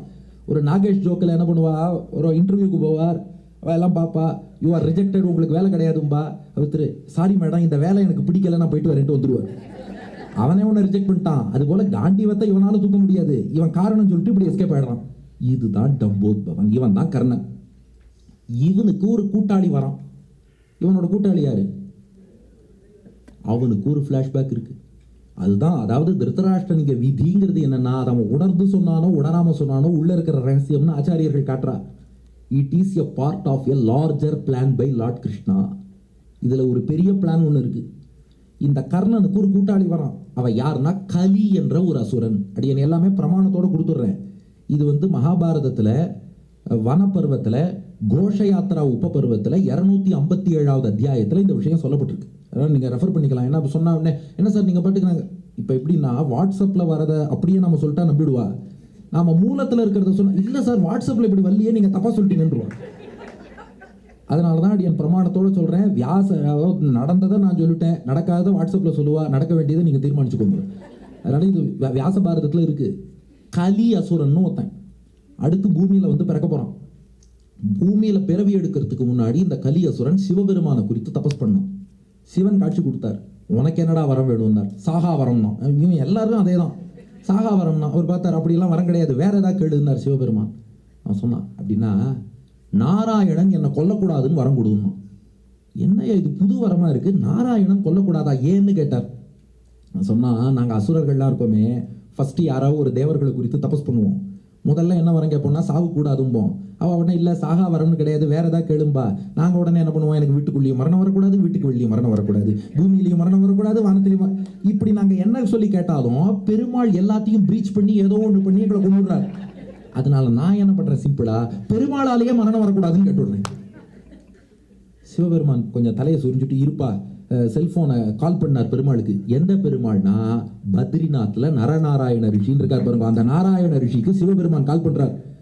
மொத்தம் இங்க தபஸ் பண்ணியிருக்கான், நாராயணனால மரணம் வரக்கூடாதுன்னு கேட்கறான், என்ன பண்றதுன்னு கேட்டார். அவ்வளவுதானே, வாயுவை வச்சு அடிச்சுடுறேன்னு. நான் தானே கொல்லக்கூடாது, வாயுவை வச்சு நான் அடிச்சுக்கிறேன், வரத்தை கொடுத்துட்டு விட்டார். ஓகே, நாராயணன் கொல்ல மாட்டான், வேற ஏதாவது வர வேணுமான்னார். எனக்கு வஜ்ரம் பாய்ந்த உடம்பு வேணும், ஸ்ட்ராங் பாடி. தமிழ்ல சொல்றா இல்லையா, வஜ்ரம் பாய்ந்த உடம்புன்னு, அப்படி ஒரு உடம்பு வேணும், வலிமை வேணும்னா. ஓகே கொடுத்துட்றேன்ட்டார். இந்த வரத்தை வாங்கிட்டதும் கர்வம் தலைக்கேறித்து அடுத்த மூச்சுல பார்வதி தேவி கிட்ட போய் அபச்சாரப்பட்டான். பார்வதிக்கு கோபம் வந்து, ஏண்டா இப்பதான் எங்க ஆத்துக்கார் வரம் கொடுத்தார், நாராயணன் கொல்ல மாட்டான், உடம்பெல்லாம் வஜ்ரம் பாய்ந்ததா இருக்குன்னு உடனே எங்கிட்டே அபச்சாரப்படுற, பிடி சாபத்தை. இடுப்புக்கு மேல வஜ்ரம் பாய்ந்த உடம்பா இருந்தாலும் இடுப்புக்கு கீழே நீ நோஞ்சானா போவ, பட்டுன்னு தட்டினா பொட்டுன்னு போயிடுவ, இடுப்புக்கு கீழே பூ போல ஆகி விடுவாயின்னு பார்வதி அவனை சபிச்சுட்டா. இந்த பரமசிவனுடைய வரம் பிளஸ் பார்வதியின் சாபம் ரெண்டோட கம்பைன்ட் எஃபெக்டா கலியசுரன் பூமிக்கு வந்தான். அவன் தான் துரியோதனன். அதனாலதான் அந்த வடிவேலு சொல்ற மாதிரி பில்டிங் ஸ்ட்ராங், பேஸ்மெண்ட் வீக். அவன் இடுப்புக்கு மேல பில்டிங் ரொம்ப ஸ்ட்ராங், ஆனா இடுப்புக்கு கீழே பட்டுன்னு தட்டினா பொட்டுன்னு போயிடுவான். இப்படி இவன். அப்போ ரெண்டு பேரும் பாருங்க காம்போ. கர்ணன் கடவுள் பிளஸ் மிருகம், அதாவது தேவன் பிளஸ் அசுரன். ஒரு பக்கம் சூரியன், இன்னொரு பக்கம் டம்போத்பவன். துரியோதனன் ஒரு பக்கம் சிவனுடைய வரம், மறுபுறம் பார்வதியின் சாபம். ஆனா ரெண்டு பேருக்கும் அசுரத்தன்மை தானே மேலோங்கி இருக்கும். அதனால இனத்தோடு சேரும், ரெண்டு ஃப்ரெண்ட் ஆயிடுது. இதுல கர்ணன் யாருன்னா டம்பத்தின் வடிவம், தன்னை பெரியாள்னே காமிச்சுட்டு இருப்பான். துரியோதனை யாருன்னா பொறாமையின் வடிவம். துரியோதனை என்னைக்குமே தான் வாழவே இல்லை, இவன் தர்மபுத்திரன் கெட்டு போகணும், தர்மபுத்திரன் கெட்டு போகணும், ஐயோ அவன் வாழ்ந்துருவே, ஐயோ நல்லா இருக்கானேன்னு வயிறறிவான். இதுல கடைசி வரைக்கும் பாருங்க, துரியோதன ராஜாவாவே ஆகல, தர்மன் ராஜாவாக்கி ஆட்சியெல்லாம் பண்ணான். கடைசி வரைக்கும் திருத்தராஷ்டிரனே ஆட்சி பண்ணி முடிச்சிட்டோம். துரியோதன ராஜ்யத்துக்கும் இல்ல, கடைசி வரைக்கும் என்ன பண்ணான்னா தர்மபுத்திரன் ராஜ்யத்தை தட்டி பறிக்கணும்னு ஆசைப்பட்டு ஆள் செத்து போனான். அவ்வளவுதான் நடந்தது. பொறாமையின் வடிவம். இப்போ டம்பமும் பொறாமையும் கூட்டணி சேர்ந்துருது. இந்த கூட்டணியை ஜெயிக்கணும்னா பாசிட்டிவான ஒரு கூட்டணி வேணும். அந்த கூட்டணி யாரால வைக்க முடியும்? இதை ஆரம்பிச்சு வச்சது யாரு? எந்த பெருமாள்? பத்ரிநாத்தில் உள்ள நரநாராயணர். ரெஃபர் பண்ணிக்கோங்க, பாகவதத்துல 4வது ஸ்கந்தத்துல முதல் அத்தியாயத்துல 59வது ஸ்லோகம். தாவிமௌவை பகவதோ ஹரேரம்சௌ இஹாகதௌ பாரவ்யயாய ச புவஹ கிருஷ்ணோ எது குருத்வஹௌ. அந்த நாராயண ரிஷி கிருஷ்ணனாக வந்தார், நர ரிஷி அர்ஜுனனாக வந்தார். அந்த நர நாராயணர்கள் அதே கூட்டணியை கண்டினியூ பண்ணி கிருஷ்ணனாகவும் அர்ஜுனனாகவும் பூமிக்கு வந்தார்கள். அங்க பாருங்க, 8 சக்கர வண்டியில நாராயண ரிஷி நர ரிஷிக்கு 8 எழுத்து மந்திரத்தை சொன்னார். இங்கே அதே மாதிரி ஒரு தேர்ல அமர்த்தி கிருஷ்ணன் அர்ஜுனனுக்கு சரம ஸ்லோகமாகிய அந்த ரகசியத்தை பகவத்கீதையை உபதேசம் பண்ணா. அதே ஆச்சாரிய சிஷ்ய பாவம், நட்பு எல்லாமே இங்கும் தொடர்கிறது. அதனால நாராயண ரிஷி கிருஷ்ணனா வந்துட்டார், நர ரிஷி அர்ஜுனனா வந்துட்டார். இவா கூட்டணி போடுறா. அது மட்டும் இல்ல, கிருஷ்ணன் என்ன பண்ணானா இந்திரனை கூப்பிட்டான். நரன் தான் அர்ஜுனனா வந்திருக்கான், இந்திரா அவனுக்குள்ள நீயும் போயிடுனான். இப்ப அர்ஜுனனுக்குள்ள இந்திரன் வேற எதுக்கு போகணும்? அது பெருமாள் பண்ண ஒரு பேலன்சிங் ஆக்டம். நம்ம தான் ஏதோ பேலன்ஸ் பண்றோம், பெருமாள் எதுக்கு பேலன்சிங்? ராமாயணத்துல பெருமாள் என்ன பண்ணிட்டார், சூரியனுடைய அம்சமான சுக்ரீவனோடு நட்பு வச்சுட்டு இந்திரனுடைய அம்சமான வாலி அடிச்சுட்டார். அதை பேலன்ஸ் பண்ண இப்போ இந்திரனுடைய அம்சமான அர்ஜுனனோடு நட்பு கொண்டு சூரியனுடைய அம்சமான கர்ணன் அடிச்சுட்டா அதுக்கு இது சரியா போச்சுன்னு சொல்லிடலாம். அதனால அவரோட பேலன்ஸ் அது. அதனால இப்ப என்ன ஆயிடுச்சுன்னா நாராயண ரிஷி அவர் அப்படியே அந்த பெருமாள் கிருஷ்ணனா வந்துட்டார். அர்ஜுனனும் ஒரு காம்போ. ஒரு பக்கம் பெருமாள் அம்சம் நரன், இன்னொரு பக்கம் யாருன்னு பார்த்தா இந்திரன். 2 பேருடைய காம்போவா வந்துட்டா. அப்ப இந்த பக்கம் யாரு நிக்கிறான்னா டம்பமாகிய கர்ணனும் பொறாமையாகிய துரியோதனனும். இந்த பக்கம் நரநாராயணர்கள் அர்ஜுனன் கிருஷ்ணனா நிக்கிறா. இதுல பியூட்டி என்ன தெரியுமா? 4 பேரும் நமக்குள்ளேயே இருக்காளாம். இதுதான் மகாபாரதம் கூறும் வாழ்க்கை தத்துவம். இந்த 4 பேரும் நமக்குள்ள இருக்கா. எப்படி? டம்பம் நிறைய இருக்கு. நம்ம ஒண்ணுமே பண்ணலனாலும் நான் அதை பண்ணேன் இதை பண்ணேன் அதை பண்ணேன்னு சொல்லி வாய்ப்பந்தல் போடுறதுன்னு ஒரு ஹேபிட் இருக்கு பாருங்க. எல்லாம் சொல்லிப்போம். அதே போல இந்த பொறாமை அதுவும் நிறைய. நீங்க லோகத்துல பாருங்களேன், யாராவது நம்மளை விசாரிக்கிறதுன்னு வரான்னு வச்சுக்கோங்களேன், நீங்க நெகட்டிவா சொல்ற வரைக்கும் ஒரு கேள்வி கேட்டுட்டே இருப்பார். எங்கேயாவது ஒரு இடத்துல ப்ராப்ளம், அப்பா இவனுக்கு இந்த ப்ராப்ளம் இருக்குன்னு திருப்தி ஆயிடுவார். அந்த ஃப்ளாஷை மட்டும் கொஞ்சம் ஆஃப் பண்ணிடுங்க, மைக்ரைன் வந்துடும். அந்த ஃப்ளாஷ் ஆன்ல இருக்கு. தேங்க்யூ. என்ன பண்ணுவார்னா, யாராவது ஒருத்தர் வந்து நம்மக்கிட்ட, என்ன சார் எப்படி இருக்கீங்க, கல்யாணம் ஆயிடுத்தான்னு ஆரம்பிப்பார். ஆயிடுத்தே, குழந்தை பிறந்துருத்தாம்பார். பிறந்தாச்சே, அதை நீ ஸ்கூலில் சேர்த்துட்டியா? சேர்த்துட்டேனே. அதில் நல்ல மார்க் வாங்கிட்டா? வாங்கிட்டுதே. அப்போ வேலைக்கு போயிட்டா? வேலைக்கு போச்சே. குழந்தை கல்யாணம் பண்ணிட்டியா? பண்ணிட்டேனே. அதுக்கு குழந்தை பிறந்துருத்தா? கேட்டுட்டே போவார். எங்கேயாவது ஒரு இடத்துல, இல்லை சார் என் குழந்தைக்கு இன்னும் குழந்தை பிறக்கல, அப்பாடா அதோட கேள்வி நிறுத்திடுவார். இவரோட நீங்கள் டிஸ்கஷனை கண்டினியூ பண்ண வேண்டாம்னு நினச்சா முன்னாடியே என்ன சொல்லலாம், எனக்கே கல்யாணம் ஆகலை விட்டுடுப்பான்னு சொல்லிட்டா ஓகேப்பா சந்தோஷம்னு போயிடுவாங்க. இப்படி அதுவும் சில பேர் பாருங்களேன், நெகட்டிவாக பேசுறதுக்குன்னு நம்மகிட்ட, என்னப்பா முகமெல்லாம் வாடி இருக்கு, என்ன டயபெட்டிஸ் வந்துருத்தாமா, நமக்கு சுகர் வந்துருத்தோன்னு பயந்துருவோம். இப்படி அடுத்தவன் நன்னா இருந்தால் அது பொறுக்காம வயிறு எரிஞ்சு அல்சர் வந்து எத்தனை ஜெலுசுன்னு குடிச்சாலும் அந்த அல்சர் போகாம இந்த பொறாம நம்ம மனசுக்குள்ளேயும் கர்ணனும் துரியோதனும் கூட்டணி போட்டு வச்சிருக்கான். நம்ம ஒத்தொத்தருக்குள்ளேயும் அந்த கர்ணன் இருக்கான், அந்த டம்பம். நம்ம ஒத்தொத்தருக்குள்ளேயும் துரியோதனங்கிற பொறாம இருக்கான்.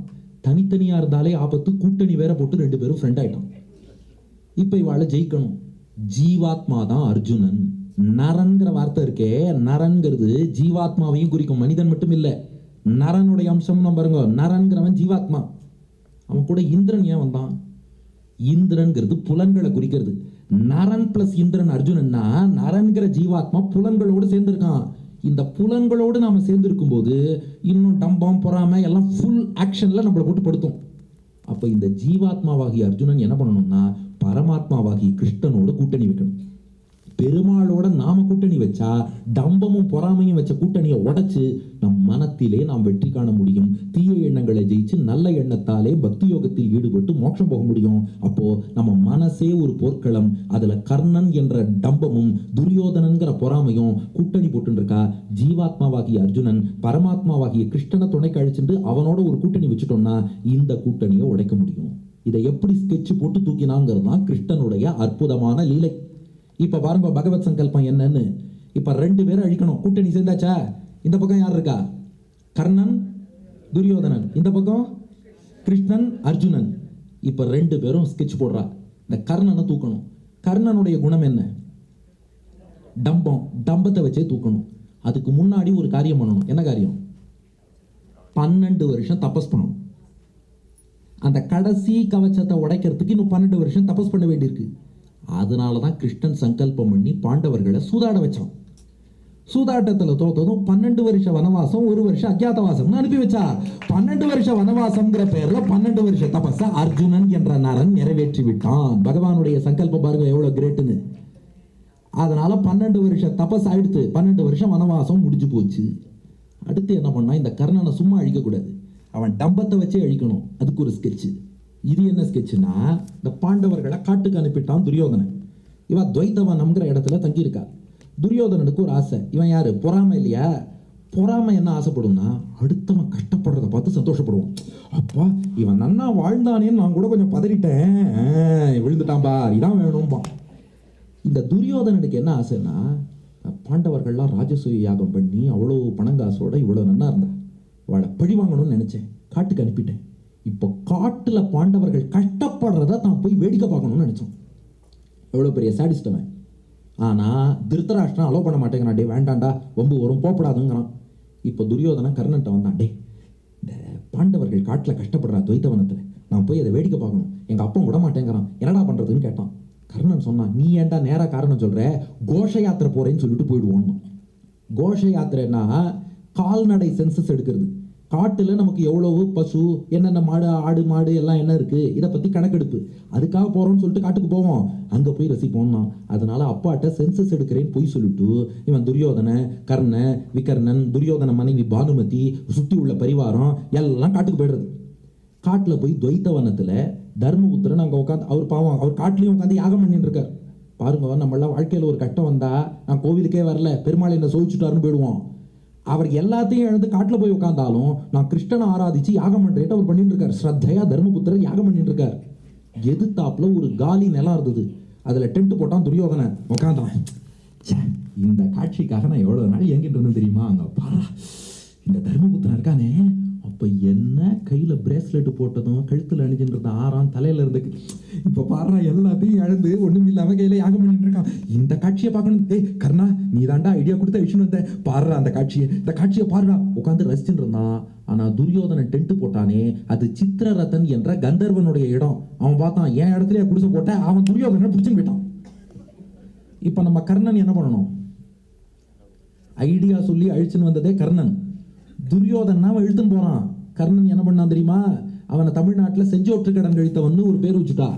வியாசபாரத ஸ்லோகம் ததோரதா தவ ப்ளுத்ய சூத புத்திரஹா அசிச்சர்ம பிருது விகர்ணரதம் அஸ்தாய மோக்ஷாய அஸ்வான் அச்சோதயத்து. இதுல நிறைய பேர் துரியோதனனை கந்தர்வன் பிடிச்சிக்கவும் மற்றவாழ்லாம் புறமுதுகிட்டு ஓட ஆரம்பிச்சா. விகர்ணன்னு ஒரு கௌரவன், அவன் தேர்ல ஓடினான். கர்ணன் பார்த்தான், நானும் வரேன்னு அந்த தேர்ல எரியுமோ ஓடிட்டான். அதுதான் கெட்ட காரியத்துக்கு உதவி செய்யறவா ஆபத்து வந்ததும் ஓட்டமா பறந்துடுவா. நல்ல காரியத்துக்கு உதவி செய்யறவா தான் எப்போதும் நினைச்சிருப்பா. இது நட்பு. அது இதான் பாருங்க, டம்பமும் பொறாமையும் கொண்ட நட்பு. கர்ணன் தேர்ல ஏறி ஓடிட்டான், துரியோதனாவும் பிடிச்சுன்னு போயிட்டான். துரியோதன மனைவி பானுமதி பார்த்தா, சுச்சோ என்ன பண்றதுன்னு தெரியலையே. எதிர்த்தாப்புல தர்மபுத்திரன் யாகம் பண்ணிட்டு இருக்கார். அவர் காலில் போய் பானுமதி விழுந்தா. எங்க ஆத்துக்காரரை காப்பாத்துக்கோ, நாங்க பண்ணது தப்பு தான், நீங்க கஷ்டப்படுறத பார்த்து ரசிக்கணும்னு வந்தார், ஆனா கடைசியில் அவரே மாட்டின்ட்டார், கொஞ்சம் எங்க ஆத்துக்காரரை காப்பாத்துக்கோ. உடனே தர்மன், பீமா அர்ஜுனா வாங்க, யாரோ ஒருத்தர் போங்க, அந்த கந்தர்வனோட சண்டை போட்டு துரியோதனன் மீட்டுன்னு வாங்கன்னார். பீமன் சொன்னான், இப்படி ஒரு அண்ணன் இருக்க வரைக்கும் இந்த குடும்பம் வழங்கின மாதிரி தான் போயான்ட்டான். பீமன் சொன்னா, அப்பவே நான் அந்த துரியோதனனை தூக்கி போட்டு மிதிக்கிறேன்னு. இந்த தர்மன் உட்காந்து நீதி நேர்மை நியாயம் அமைதி அகிம்சைங்க டயலாக் பேசினார். எவனோ ஒருத்தன் துரியோதனை கொல்றேன்னு கூட்டின்னு போனாலும் அப்பயும் அவனை கொல்லக்கூடாதுங்கிற இப்படி ஒரு மூத்தம் இருந்தா இந்த குடும்பம் விளங்கின மாதிரி தான் நான் பீமன். அப்ப தர்மன் சொன்னார், பீமா உனக்கு கூட்டணி தர்மன்னா என்னன்னு தெரியலடா. துரியோதனனுக்கும் நமக்கும் பிரச்சனை இருந்தா அவன் 100 பேர், நாம 5 பேர். 3வது மனுஷன் நடுவுல வந்தா நாம 105 பேர். இன்னொருத்தனை நாம உள்ள வரவிடக்கூடாது. நமக்குள்ள 1000 பிரச்சனை இருக்கலாம். அதான பாரதியார் சொன்னார், 1000 உண்டுங்க சாதி, இதில் அந்நியர் வந்து சொல்வது என்ன நீதின்னு.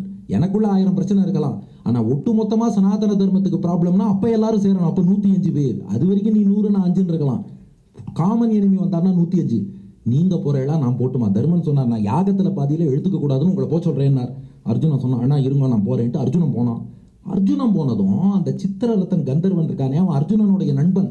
அவன் பார்த்தான், நீங்க ஏன் வந்தீங்க? அழகா சொன்னான் சித்திரரதன், இவன் என் இடத்துல குடிசை போட்டானே இவனை பிடிச்சுன்னு வரல, இவன் எப்படியும் போறான்னு எனக்கு தெரியும். ஒரு சாடிஸ்ட் மாதிரி. இதெல்லாம் ரொம்ப ரொம்ப ரொம்ப ரொம்ப பர்வர்டட் திங்கிங். இது இன்னொருத்தன் கஷ்டப்படுறத பார்த்து ரசிக்கணும்னு ஒருத்தன் இவ்வளோ பராஃபர்னாலியோட கிளம்பி வரான்னா அது எவ்வளோ பெரிய கெட்ட குணம். அவனை தண்டிக்கத்தான் பிடிச்சுன்னு போனேன். சிச்சி இதை கொண்டு போங்கன்ட்டான் அவன். அர்ஜுனன் துரியோதனன் உயிரை காப்பாத்தி பாருங்க, இவன் கர்ணன நண்பன் நம்பின்னு இருந்தான், அவன் விட்டு ஓடிட்டான். அர்ஜுனன் இவன் உயிரை காப்பாத்தி அழிச்சுன்னு வரான். திரும்பி வரான் துரியோதன, தர்மனுக்கு நன்றி சொல்றான். வெட்டக்கடை போச்சு. என்ன, யார் கஷ்டப்படுறத பார்க்கணும்னு நினைச்சுன்னு வந்தானோ அவன்கிட்ட உயிர் பிச்சை கேட்க வேண்டிய நிலைமை வந்துருத்தே. துரியோதனனுக்கு என்ன சொல்றதுன்னு தெரியல. ஒரே ஒரு வார்த்தை அர்ஜுன்கிட்ட சொன்னான், உனக்கு ஏதாவது வரம் வேணும்னா கேளுடா, பின்னாடி தரேன். மகாபாரதத்துல நிறைய வரங்கள் உண்டு, சாபங்கள் உண்டு, சபதங்கள் உண்டு. உனக்கு ஏதாவது வரம் வேணும்னா கேளு தரேன்னா. கிருஷ்ணன் கரெக்டா ஞாபகம் வச்சுட்டு பின்னாடி போரின் போது அர்ஜுன்கிட்ட சொல்லி கொடுக்குறான், துரியோதன வரம் தரேன்னு சொல்லியிருக்கான், ஒலிய போய் கேளுன்னு. என்னன்னா, பீஷ்மர் 5 அம்புகள் ரெடி பண்ணியிருந்தார் பஞ்ச பாண்டவர்கள் அழிக்க. அதை போட்டா எதிரம்பே போட முடியாது. அதை துரியோதனை தயார் பண்ற நேரம் கிருஷ்ணன் அர்ஜுனன் அனுப்பினான். அர்ஜுனன் போய் கேட்டான், எனக்கு ஒரு வரம் தரேன்னு சொல்லியோ, அந்த 5 அம்பு இங்கே கொடுத்துருன்னு வாங்கி வந்துட்டான். அது பின்னாடி நடந்த கதை. இப்போ துரியோதனை ப்ராமிஸ் பண்ணிட்டு வக்க கடை தலையை தொங்க போட்டுன்னு வரான். தேடுறான் எங்க இருக்கான்னு. யார? கர்ணனை. நம்ம ஐடியா சொல்லி அழிச்சுன்னு வந்தவர் கர்ணபிரபு மகாராஜா எங்க இருக்கார் அப்படின்னு தேடிண்டே வந்தா மது அருந்திட்டு ஒரு மரத்தடியில் உட்காந்துருக்கான் கர்ணன். துரியோதனன் பார்க்குறான், வந்தான். டேய் எனக்கு அவமானமாக போச்சுடா, வெக்கக்கடா போச்சுடா, இவ கஷ்டப்படுறத பார்த்து ரசிக்கணும்னு சொல்லிட்டு வந்தேன். கடைசியில் அவன் உயிர் பிச்சை கொடுக்குறாப்புல எடுத்து, கர்ணா நான் உயிரை விட்டுடுறேன்டா. துரியோதனை பாருங்க, அதில் ஆனால் மானஸ்தேன். அவன் என்ன சொல்லிட்டான், இவன் உயிர் பிச்சை கொடுத்து நான் வாழ வேண்டாம், உயிரை விட்டுடுறேன். கர்ணன் சொன்னா, சீச்சி ஏய் நண்பா துரியோதனா, இதுக்கெல்லாம் நீ உயிரை விடக்கூடாது. என்ன பாண்டவர்கள் நம்ம அடிமைகள், எஜமான் உயிரை காப்பாற்ற வேண்டியது அடிமையோட கடமை. அவன் கடமையை தானே செஞ்சிருக்கான், அடிமை தானே காப்பாற்றிருக்கான். இதுக்கெல்லாம் உயிரை விடாத, நீ ஒன்றும் கவலைப்படாத. நான் போரில் அர்ஜுனனை கொல்வேன் கர்ணன். எதுக்கு? துரியோதனனை காப்பாத்தினதுக்கா? காரணமே இல்லாம சொல்றான், போரில் நான் அர்ஜுனனை கொல்வேன். அர்ஜுனனை கொல்லும் வரை, இந்த ஸ்லோகம் நோட் பண்ணுங்க, மகாபாரதத்துல வியாசர் ஸ்லோகம், பாதௌன தாவகே தாவத்து யாவன்ன நிகதோர்ஜுனஹா. கர்ணன் துரியோதனன்ட்ட சொல்றான், நண்பா, அர்ஜுனனை நான் கொல்லும் வரை இன்னொருத்தர் என் காலை அலம்புவதை அனுமதிக்க மாட்டேன். கீலாலஜம் ந காதேயம் கரிஷேச்ச அசுரவிரதம். அர்ஜுனனை நான் போரில் கொல்லும் வரை மது அருந்த மாட்டேன், மாம்சம் சாப்பிட மாட்டேன். நாஸ்தீதி நைவ வக்ஷ்யாமி யாச்சிதோ ஏன கேனச்சித். நாஸ்தீதி நைவ வக்ஷ்யாமி யாச்சிதோ ஏன கேனச்சித். அர்ஜுனனை கொல்லும் வரை யார் எதை கேட்டாலும் இல்லைன்னு சொல்லாம கொடுப்பேன். இப்ப புரிஞ்சுதா கர்ணன் எதுக்காக தானம் பண்ண ஆரம்பிச்சாருன்னு? இது வியாச பாரத ஸ்லோகம். ஐயோ மக்கள் கட்டப்படுறாளே, யாச்சகம் கேட்கிறாளே, தானம் பண்ணுவோம், அதுக்காக அவர் பண்ணலையாம். இது அசுரத்தனமான ஒரு சபதம். அர்ஜுனனை கொல்லும் வரை என் காலை யாரும் அலம்பரத்துக்கு அனுமதிக்க மாட்டேன், மது அருந்த மாட்டேன், மாம்சம் சாப்பிட மாட்டேன். அர்ஜுனனை கொல்லும் வரை யார் எதை கேட்டாலும் கொடுப்பேன். அட்லீஸ்ட் ஏழைகளுக்கு கொடுப்பேன்னு சொன்னா கூட ஏதாவது நியாயம் உண்டு. மக்கள் கஷ்டப்படுறா, உதவுவோம், அந்த எண்ணமெல்லாம் இல்லை. நான் பெரிய ஆள், என்ன குணம்? டம்பம். அதான், என்கிட்ட யார் எது கேட்டாலும் இல்லை என்று சொல்லாமல் கொடுத்து கொண்டே இருப்பேன், இதுதான் டம்பம். இப்படின்னு ஒரு சபதம் பண்ணான். காரணம் என்னன்னா, தானம் பண்றேன்னு சொன்ன வரைக்கும் சூரியன் தேவனுடைய அம்சம். ஆனா அங்க அசுரனுடைய டாமினேஷன் இருந்ததுனால, டம்பத்தின் டாமினேஷன் இருந்ததுனால இவன் என்ன பண்ணிட்டான், யார் எதை கேட்டாலும் இல்லைன்னு சொல்லாம கொடுப்பேன்னா. கிருஷ்ணன் பார்த்தான், இதுக்கு தாண்டா ஐ எம் வெயிட்டிங்னா. கிருஷ்ணனோட ஸ்கெட்ச் இத்தனையும் இவனை டம்பத்தை வச்சே இவன் அழிக்கணும். இப்ப டம்பத்தினால யார் எதை கேட்டாலும் கொடுப்பேன்னு சபதம் பண்ணானா. கிருஷ்ணன் இந்திரனை கூப்பிட்டான், இந்திரா நீ நேரா கர்ணன்ட்ட போ, அவன் கவச்ச குண்டலத்தை வாங்கி வந்துருட்டான். இந்திரன் கர்ணன்ட்ட இருந்து கவச்ச குண்டலத்தை வாங்க தயாரானான். இந்த விஷயம் சூரியனுக்கு போயிடுது. சூரியனுடைய அம்சம் இல்லையா கர்ணன்? சூரியன் கர்ணன்ட்ட வந்தான், பாரு இந்திரன் உங்ககிட்ட இருந்து கவச்ச குண்டலத்தை வாங்க வருவான், நீ ஏதாவது பேசி நைஸா பேசி அவன் அனுப்பி விட்டுடுவான். அதெல்லாம் கிடையாது, என்கிட்ட யார் எதை கேட்டாலும் கொடுத்தே தீர்வேன்னா. சூரியன் சொன்னான், பைத்தியக்காரத்தனமா பேசாதடா, கொடுக்காதேன்னா. இல்ல இல்ல நான் கொடுத்து தான் தீர்வேன்னா கர்ணன். சூரியன் பார்த்தான் கடைசியா, அப்படின்னா ஒன்று பண்ணு, அந்த இந்திரன்ட்ட சக்தி ஆயுதம்னு ஒரு ஆயுதம் இருக்கு, அதை வாங்கிட்டாவது கொடு, நீ பாட்டுக்கு உடனே கொடுத்துடாத அப்படின்னா. ஓகேன்ட்டான் கர்ணன். இந்திரன் வரான் ஒரு அந்தணன் வேஷத்துல. அவன் வந்தவன் இந்திரன்னு கர்ணனுக்கு நல்லா தெரியும். கவச்ச குண்டலத்தை கொடுக்கணும், யார் எது கேட்டாலும் கொடுப்பேன், இந்தாண்டு கொடுத்துட்டான். அவன்கிட்ட எது சக்தி ஆயுதத்தை வாங்கிக்கிறான். இந்திரன் சொன்னான், நல்ல பலசாலியா உனக்கு சரிசமமா இருக்கக்கூடிய எதிரி மேல போடு, இந்த சக்தி ஆயுதத்தை எல்லார் மேலேயும் போடாதேன்னா. ஓகேன்னு வாங்கிட்டான். இப்ப நீங்க சொல்லுங்க, பொதுவா என்ன சொல்லுவா? கர்ணன் பாவம், இந்திரன் வந்து கவச்ச குண்டலத்தை வாங்கிட்டு போயிட்டான்னு. இந்திரன் வாங்கிட்டு போனதுக்கு யார் காரணம்? இவனோட டம்பமே தான் காரணம். இவன் மட்டும் ஏழைகளுக்கு நான் உதவி செய்வேன்னு சபதம் பண்ணியிருந்தான்னா, நீ என்ன ஏழையா, நீ இந்திரன் தானே, போயிட்டு வான்னு அனுப்பியிருக்கலாம். அர்ஜுனனை கொல்லும் வரை யார் எதை கேட்டாலும் கொடுப்பேன்னா, யார் எதை கேட்டாலும் கொடுப்பியோ இல்லையோவா, இந்திரன் வந்து வாங்கிட்டு போயிட்டான். இது முதல் ஸ்கெட்ச். ரெண்டாவது ஸ்கெட்ச் பாருங்க. கிருஷ்ணன் என்ன பண்ணா, மகாபாரத யுத்தம் தொடங்கும் போது ஆயுதமே எடுக்க மாட்டேன்ட்டான். ஆயுதமே எடுக்காத கிருஷ்ணன் பாண்டவர்கள் பக்கம் என்ன ரோல் பிளே பண்ணான்? தேரோட்டி. எதற்காக தேரோட்டணும் யோசிச்சா? எத்தனையோ விதத்துல உதவலாம் இல்லையா? ஏன் தேரோட்டினா?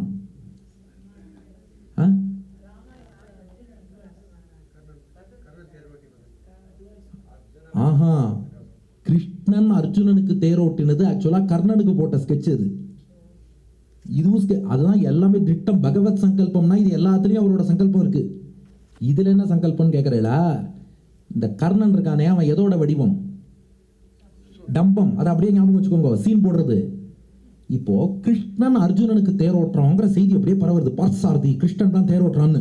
கர்ணன் துரியோதனட்ட சொன்னான், டே அர்ஜுனனுக்கு ஒரு மன்னன் கிருஷ்ணன் தேரோட்டுறான்னா எனக்கும் மன்னன் தேரோட்டினாதான் சண்டை போட வேண்டாம். அவன் கர்ணனுக்கு எல்லாத்துக்கும் அர்ஜுனனோட போட்டி, எனக்கும் ராஜா. துரியோதனன் பார்த்தான், ராஜா தேரோட்டணுமா? முதல்ல ராஜாவுக்கு தேரோட்ட தெரியணும். அடுத்தது தேரோட்ட தெரிஞ்ச ராஜாவா இருந்தாலும் அவன் ஈகோ விட்டுட்டு தேரோட்டுறேன்னு ஒத்துக்கணும். இப்படி யாரா கிடைப்பான்னு யோசிச்சுட்டே இருந்தான். அப்பதான் சல்லியன்னு ஒருத்த மாட்டினோம். இந்த சல்லியன் யாருன்னா மாதிரியோட சகோதரன்.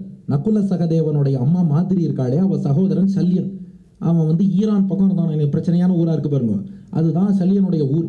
அங்கேருந்து அவன் மகாபாரத யுத்தத்துக்கு கிளம்பி வந்துட்டு இருக்கான். துரியோதனை பார்த்தான், எப்படியாவது சல்லியனை கர்ணனுக்கு தேரோட்டி ஆக்கணும்.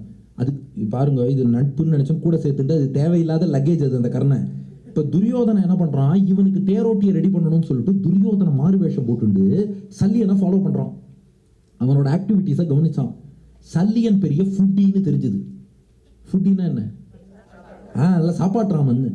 அதனால துரியோதனை என்ன பண்ணான், மாறு வேஷம் போட்டுட்டு தலையில பட்லர் கேப்பெல்லாம் வச்சுட்டு சல்லியன் அங்கேருந்து ஈரான்லேருந்து கிளம்பி பாரத தேசத்துக்கு வரான் இல்லையா, வழி நடுக அவனுக்கு தளிகை பண்ணி போட்டுட்டே இருந்தானா துரியோதனை. இவன் சமைச்சு போடுறான், அவனும் நாக்குக்கு ரொம்ப ருசியா இருக்கேன்னு சாப்பிட்டுட்டே இருக்கான். இப்படி தளிகை பண்ணி போட்டு சாப்பிட்டு அப்படி எல்லாம் அவனை கவனிச்சு கொண்டு வந்தான். கடைசியா பாரத தேசம் நெருங்கியாச்சு. சல்லியன் இவனை கூப்பிட்டானாப்பா, எனக்கு உலகத்திலேயே ரொம்ப பிடிச்சமான விஷயம் சாப்பாடு தான், எனக்கு ரொம்ப நன்னா நீ சமைச்சு போட்ட, யாரோ என்னவோ நீ யார் பித்த பிள்ளையோ தெரியல, உனக்கு என்ன வரம் வேணாலும் கேளு நான் தாரேன்னு நான் சல்லியன்.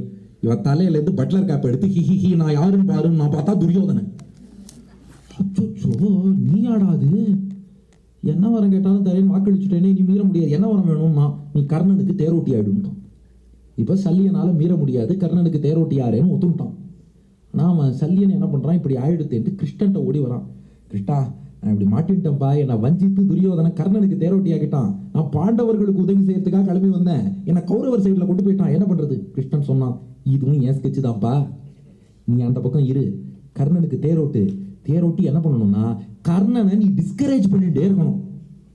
கர்ணன் ஒரு அம்பு போட்டுட்டு உங்ககிட்ட கேட்பான், எப்படி போட்டேன், உன் பாட்டி கூட இதை விட நன்னா போடுவான்னு சொல்லிட்டு. ஏன்னா ஒருத்தனை டிஸ்கரேஜ் பண்ணிட்டே இருந்தா அவனால ஒண்ணுமே பண்ண முடியாது. என்கரேஜ்மெண்ட் எப்படின்னா நம்ம முகுந்தன் சுவாமிகிட்டேன்னு தெரிஞ்சுக்கணும். என்ன உபன்யாசம் பண்ணாலும் அவர் நன்னா இல்லைன்னே அவர் சொல்ல மாட்டார். ஒருவேளை நன்னா பேசலான்னு என்ன சொல்லிடுவார்னா, சுவாமி நெக்ஸ்ட் டைம் இந்த டாப்பிக்கை மாற்றிடுவோன்றுவார். ஏன்னா எப்போதுமே நமக்கு அந்த கான்ஃபிடன்ஸை கொடுத்துட்டே இருக்கணுமே ஒழிய நீ நன்னா பேசலைன்னு சொல்லிட்டோம்னா அப்புறம் மிச்சம் உள்ள எல்லா ப்ரோக்ராமும் ஸ்பாயில் ஆகிடும். அதனால கான்ஃபிடன்ஸ் தான் ஒருத்தனை எப்போதுமே முன்னாடி கொண்டு போகும். அதனால இவன் என்ன பண்றான், இந்த சல்லியனுக்கு கிருஷ்ணன் சொல்லி கொடுத்துருக்கான், நீ என்ன பண்ணணும்னா கர்ணன் ஒரு அம்பு போடுவான், அம்பு போட்டு எப்படிமா ஒன்னும் லாயக்கு இல்லப்போ உன் பாட்டி கூட நல்லா சண்டை போடுவா சொல்லிட்டு இப்படி அவனை டிஸ்கரேஜ் பண்றது தான் உன் வேலைன்னு சொல்லி கிருஷ்ணன் அனுப்பிட்டான். இப்ப இவனோ டம்பம் சீனு, முன்னாடி உட்காந்துருக்க ஆளோ டிஸ்கரேஜ், இப்படி வச்சு நீ இவனால சண்டை போட முடியுமா? இப்படி மாட்டின்றதுக்கு யார் காரணம்? அவனுடைய டம்பமே தான் காரணம். இவன் மட்டும் நார்மலான ஒரு டிரைவரை வச்சுட்டா எஜமா ரொம்ப நல்லா அடிச்சிங்கன்றான். இவன் நல்லா அடிக்கலைனாலும் அந்த டிரைவர் ஒத்துப்பான், ராஜா உட்கார வச்சா ஒத்துப்பானா? இப்படியே பண்ணான். அடுத்து இப்பதான் முக்கியமான கட்டம், 17ஆம் நாள் யுத்தம். அன்னைக்கு தான் கர்ணன் சாகரான். அன்னைக்கு என்ன ஆகுது, இந்த தேர் சக்கரம் மண்ணுல புதைவிட்டு போச்சு. கர்ணன் சல்லியனை கூப்பிட்டா அதை எடுந்தான். அவன் சொன்னான், என்னை தேரோட்ட சொல்லி தான் கூப்பிட்டா, சக்கரத்தெல்லாம் எடுக்க சொல்லல, கிளீனர் வேலையெல்லாம் நான் பார்க்க மாட்டேன், வந்துட்டு போயிட்டான். கர்ணன் தானா தேர் சக்கரத்தை உயர்த்தறேன்னு பார்த்தான். ஆனா நம்ம திரைப்படத்தில் என்ன காட்டுவோம், பாவம் சார் எங்க கர்ணன், அவரை பாருங்க எல்லாரும் ஏமாத்திட்டா, தேரோட்டி கூட விட்டு, உன்னை யார் நார்மல் தேரோட்டியை வச்சுட்டா அவன் டிரைவர் கிளீனர் எல்லா வேலையும் பார்த்துருப்பான். எனக்கு ராஜா தான் வரணும்னு டம்பத்தில் அர்ஜுனனோட போட்டி போட்டா ராஜா தேர் சக்கரத்தெல்லாம் உயர்த்த மாட்டான், போயிட்டான். இப்ப கர்ணன் தானே தேர் சக்கரத்தை உயர்த்துறேன்னு போனா, இப்ப கிருஷ்ணன் அர்ஜுன்கிட்ட சொன்னான், போடுறாம்பா அவனை கொல்லுடான். கர்ணன் சொன்னான், கிருஷ்ணா இந்த அதர்மத்தை நீ செய்யாத, நான் தேர் சக்கரத்தை உயர்த்துறேன், தேர்ல ஏறி உட்காடுறேன், சரிக்கு சமமா சண்டை போட்டு அவன் அடிக்கட்டும் நோ சொல்லலை. தேர் சக்கரத்தை புதையுண்டு போன சக்கரத்தை உயர்த்தின்னு இருக்கேன், இப்ப எதுக்கட அடிக்க சொல்ற, இதுதான் தர்மமானு கர்ணன் கண்ணனை பார்த்து கேட்டான்.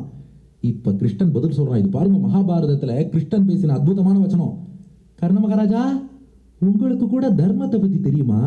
கிருஷ்ணன் பேச ஆரம்பிக்கிறான். ஏண்டா சின்ன வயசுல பீமனுக்கு விஷம் கொடுத்து கொல்ல பார்த்தீங்களே, நீ பேசுற தர்மம் அப்ப எங்கடா போச்சு? பாண்டவர்கள் அரக்கு மாளிகையில வச்சு எரிக்க பார்த்தீங்களே, நீ பேசுற தர்மம் அப்ப எங்கடா போச்சு? தர்மபுத்திரனை சூதாட வச்சு ஒண்ணுமே தெரியாத தர்மபுத்திரன் ராஜ்யத்தை தட்டி பறிச்சிங்களே, நீ பேசுற தர்மம் எங்கடா போச்சு? திரௌபதிங்கிற ஒரு அபலை பெண்ணை நடு சபையில வச்சு எல்லாரும் வேடிக்கை பார்த்துட்டு இருக்கும் போது அவ ஆடைய உருவணும்னு சொன்னீர்களே, அப்ப நீ பேசுற தர்மம் எங்கடா போச்சு? கர்ணா, திரௌபதிங்கிற ஒரு பெண்ணை பார்த்து நீ 5 புருஷனை கல்யாணம் பண்ணிட்டு ஒருத்தரும் உனக்கு உதவல, 6வது கல்யாணம் வேணா பண்ணிக்கோ, நீ விலை மகள்னு சுடுசொல் பேசினாயே, அப்ப நீ பேசுற தர்மம் எங்கடா போச்சு? 12 வருஷ வனவாசம் 1 வருஷ அஜ்ஞாதவாசம் முடிச்சுட்டு பாண்டவர்கள் திரும்பி வரும்போதும் ராஜ்யத்தை கொடுக்க மாட்டேன்னு சொன்னீர்களே, நீ பேசுற தர்மம் அப்ப எங்கடா போச்சு? ஏன் இந்த யுத்தம் தொடங்கி நடந்து கொண்டு இருக்கும்போது 13ஆம் நாள்ல அபிமன்யுன்னு சின்ன பையன் சக்கரவியூகத்துக்குள்ள எல்லாரும் சுத்தி வளைச்சுட்டீங்க.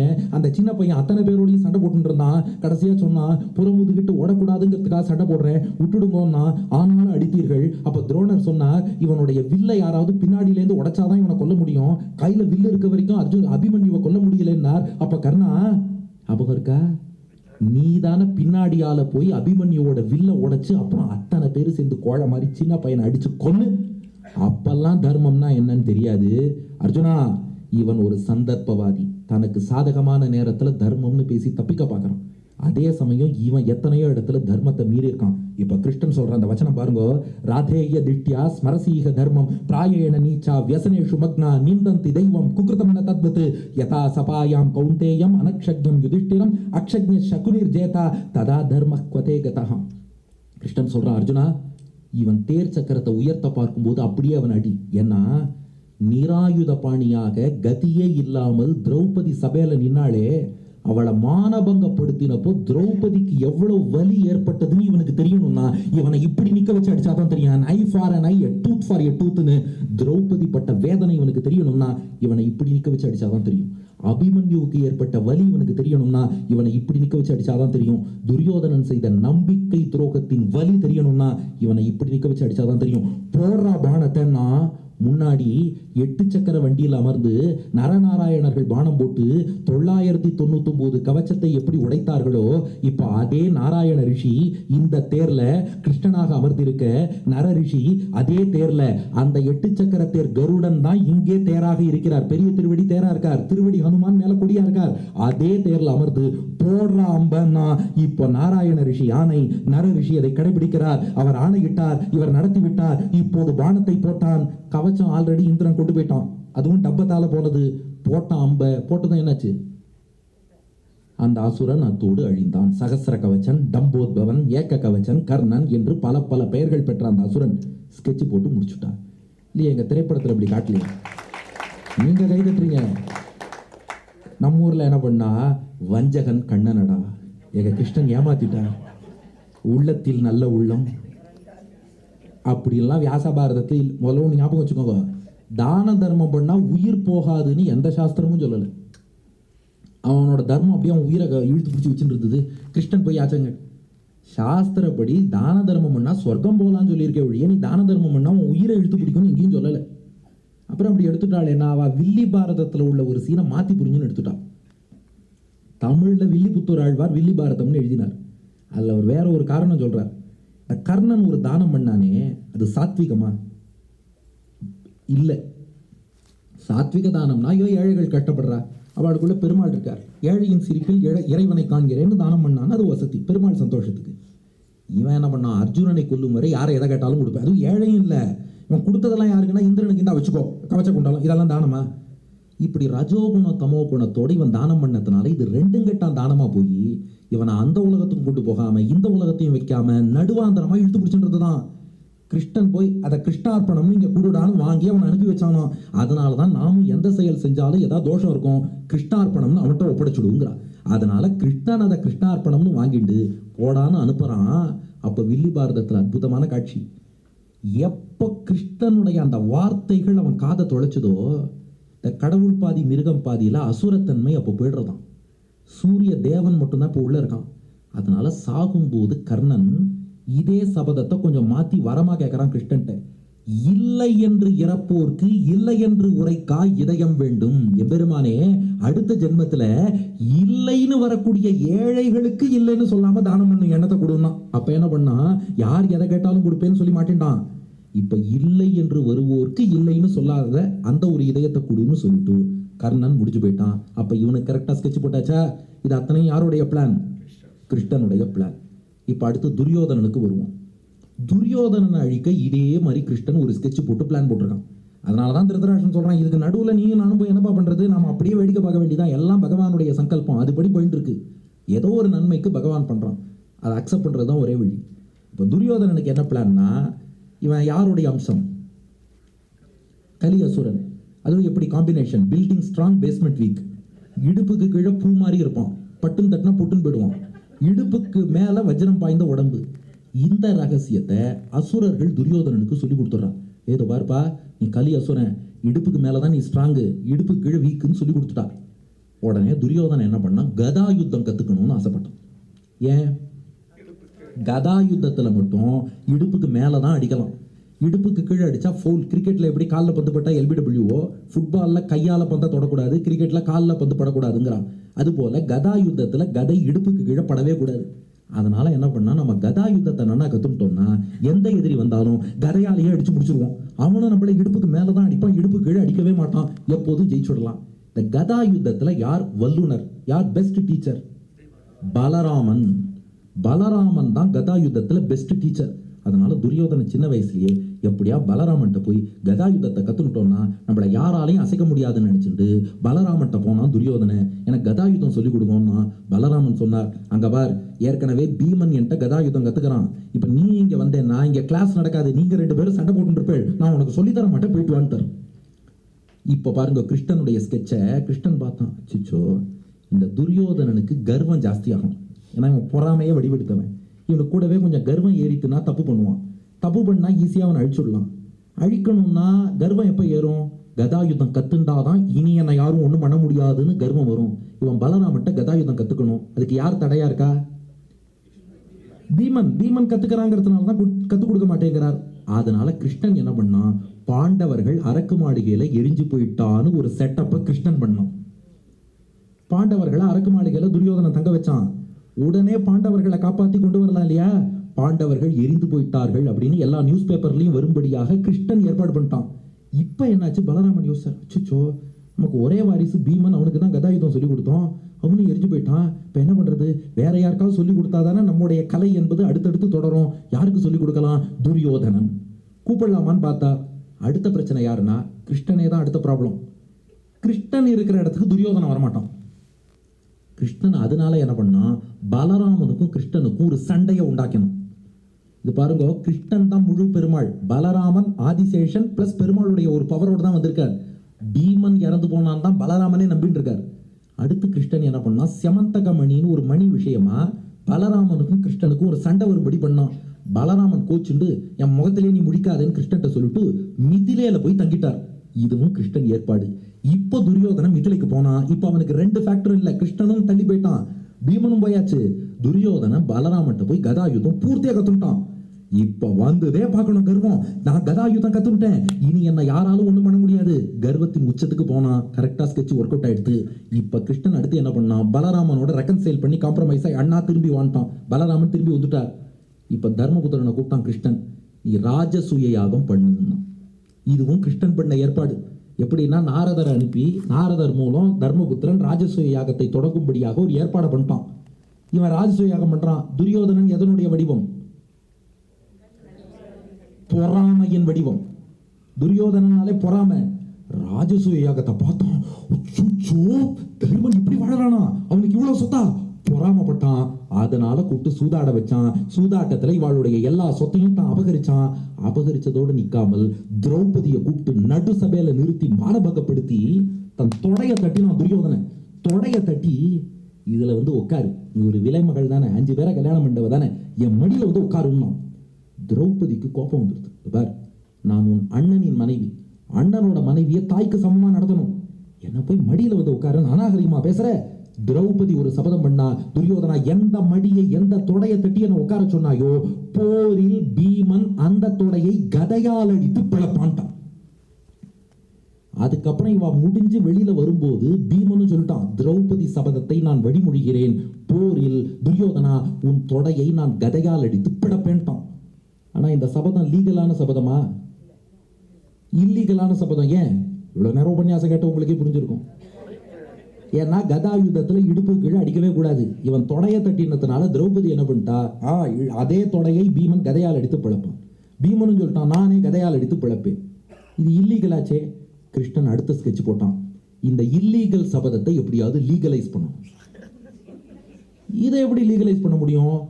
பாண்டவர்கள் காட்டுக்கு போயிட்டாளா, மைத்ரேய ரிஷியை துரியோதனன்ட்ட அனுப்பி வச்சான் கிருஷ்ணன். மைத்ரேயர் துரியோதனன்ட்ட வந்தார். துரியோதனா, அவன் பாண்டவர்கள்லாம் அவன் பங்காளிகள் தானே, அவளை போய் காட்டுக்கு அனுப்பி இப்படி எல்லாம் சொத்தை பறிச்சு கஷ்டப்படுத்தலாமா, பாதி ராஜ்யத்தை அழகா கூடு, பங்காளிகள் எல்லாரும் ஒத்துமையா சந்தோஷமா இருங்கோ அப்படின்னு மைத்ரேயர் அறிவுரை சொன்னார். துரியோதன கோபம் வந்துருது. யோ, கண்டவன்லாம் எனக்கு அறிவுரை சொல்றான், தொடைய தட்டி அவன் யாருக்கு அறிவுரை சொல்றதுன்னு விவஸ்தை இல்லைன்னா. மைத்ரேயர் கோபம் வந்துருது. ஏண்டா, உனக்கு நல்லது செய்யலான்னு உன்னை தேடி வந்து அறிவுரை சொன்னா தொடைய தட்டி அவமதிக்கிற, எந்த தொடையை தட்டி என்னை அவமதித்தாயோ, போரில் பீமன் தொடையை கதையால் அடித்து பிளப்பான்னு சாபம் கொடுத்து விட்டார் மைத்ரேயர். இப்ப லீகல். ரிஷி சாபம் கொடுக்கலாம், நாம சபதம் பண்ணும் போதுதான் லீகலா இல்லீகலான்னு யோசிக்கணும். ரிஷி சாபம் கொடுத்தாருன்னா எப்படி வேணாலும் கொடுக்கலாம். இது வியாச பாரதத்துல இருக்கு. டிவி மகாபாரதத்துல ஒண்ணு காட்டுறாது, வியாசர் சொல்லல. அதாவது துரியோதனை என்ன பண்ணான்னா, காந்தாரி கண்ணை திறந்து தன்னை பார்க்க வேண்டும் நினைச்சான். ஆனா அம்மாவா இருந்தாலும் இடுப்புல துண்டை கட்டிட்டு போகணும்னு சொல்லிட்டு கிருஷ்ணன் போக சொன்னாருன்னு அது டிவி சீரியல் மகாபாரதத்துல வரும். டிவி சீரியல் மகாபாரதம் பிரமாணமாகாது. அது வேற ஒரு இடத்துல உபன்யாசம் பண்ணேன். அந்த காட்சி மகாபாரதத்தில் இல்லை, இந்த மைத்ரேயர் விஷயம் தான் இருக்குன்னு உபன்யாசம் முடிச்சதும் ஆடியன்ஸ் கொஸ்டின் ஒருத்தர் கேட்டார். அப்போ அந்த காட்சி ஒன்று சொன்னேன், இது எங்கே இருக்குன்னு சொல்லும்போது நான் தான் வியாச பாரதத்தில் இல்லை இல்லை அது எங்கே இருக்குன்னு எனக்கு தெரிஞ்சாகணும்னார். நான் சொன்னேன் டிவி சீரியலில் தான் இருக்குது, எங்கே இருக்குன்னு தெரிஞ்சுக்கணும்னா டிவி சீரியல் டேரக்டரை போய் கேளுங்கன்னு. அதனால வியாச பாரதப்படி கிருஷ்ணன் என்ன பண்ணிட்டான், மைத்ரேயர் அனுப்பி இந்த தொடையை பீமன் கதையால் அடித்து பிழப்பான்னு சாபம் கொடுக்க வச்சுட்டான். இதுலேருந்து என்ன புரிஞ்சுது, பகவானை யாராலையும் ஏமாற்ற முடியாதுன்னு புரிஞ்சுது. இவன் என்ன பண்ணா, ஒரு பக்கம் வஜ்ரம் பாய்ந்த உடம்பு இருக்கு, இடுப்பு கீழே தானே நோஞ்சான். அதனால என்ன பண்ணா, கதாயுதம் கத்துக்கிறேன்னா பெருமாள் என்ன பண்ணா, ரிஷியோட சாபம்னு ஒன்று ஏற்படுத்திட்டார். ரெண்டு என்ன பண்ணா, நாராயணனால் மரணம் வரக்கூடாது. அப்பவே சொன்னார், வாயுவின் அம்சமான ஒருத்தனை வச்சு அடிக்கிறேன்னார். அந்த வாயுவின் அம்சம் யாருன்னா பீமன், அவனை வச்சு இவனை அழிக்கணும்னு முடிவெடுத்துட்டார். அடுத்து என்ன பண்றார், இந்த துரியோதன பொறாமையின் வடிவம் இல்லையா, இவன் பொறாமைக்கு தூபம் போட்டுட்டே இருக்கணும். கர்ணனை டம்பத்தை வச்சே அழிக்கணும், துரியோதனனை பொறாமப்பட வச்சே அழிக்கணும். துரியோதனனுக்கு எது சந்தோஷம்னா, எனக்கு கர்ணன் ஒரு நண்பன் இருக்கான். இப்படி ஒரு நண்பன், அது ஒன்றுத்துக்கு உதவாத நண்பன்கிறது வேற விஷயம், அது லக்கேஜ். ஆனாலும் நண்பன் இருக்கான். இப்போ கிருஷ்ணன் பார்த்தான், நண்பேண்டான்னு நான் ஒன்று பண்ணி காட்டுறேன், இவனுக்கு பொறாமையை வளர்க்கணும். என்ன பண்ணுறான், திருத்தராஷ்டிரன் சஞ்சயனை தூதன் போகிறான்.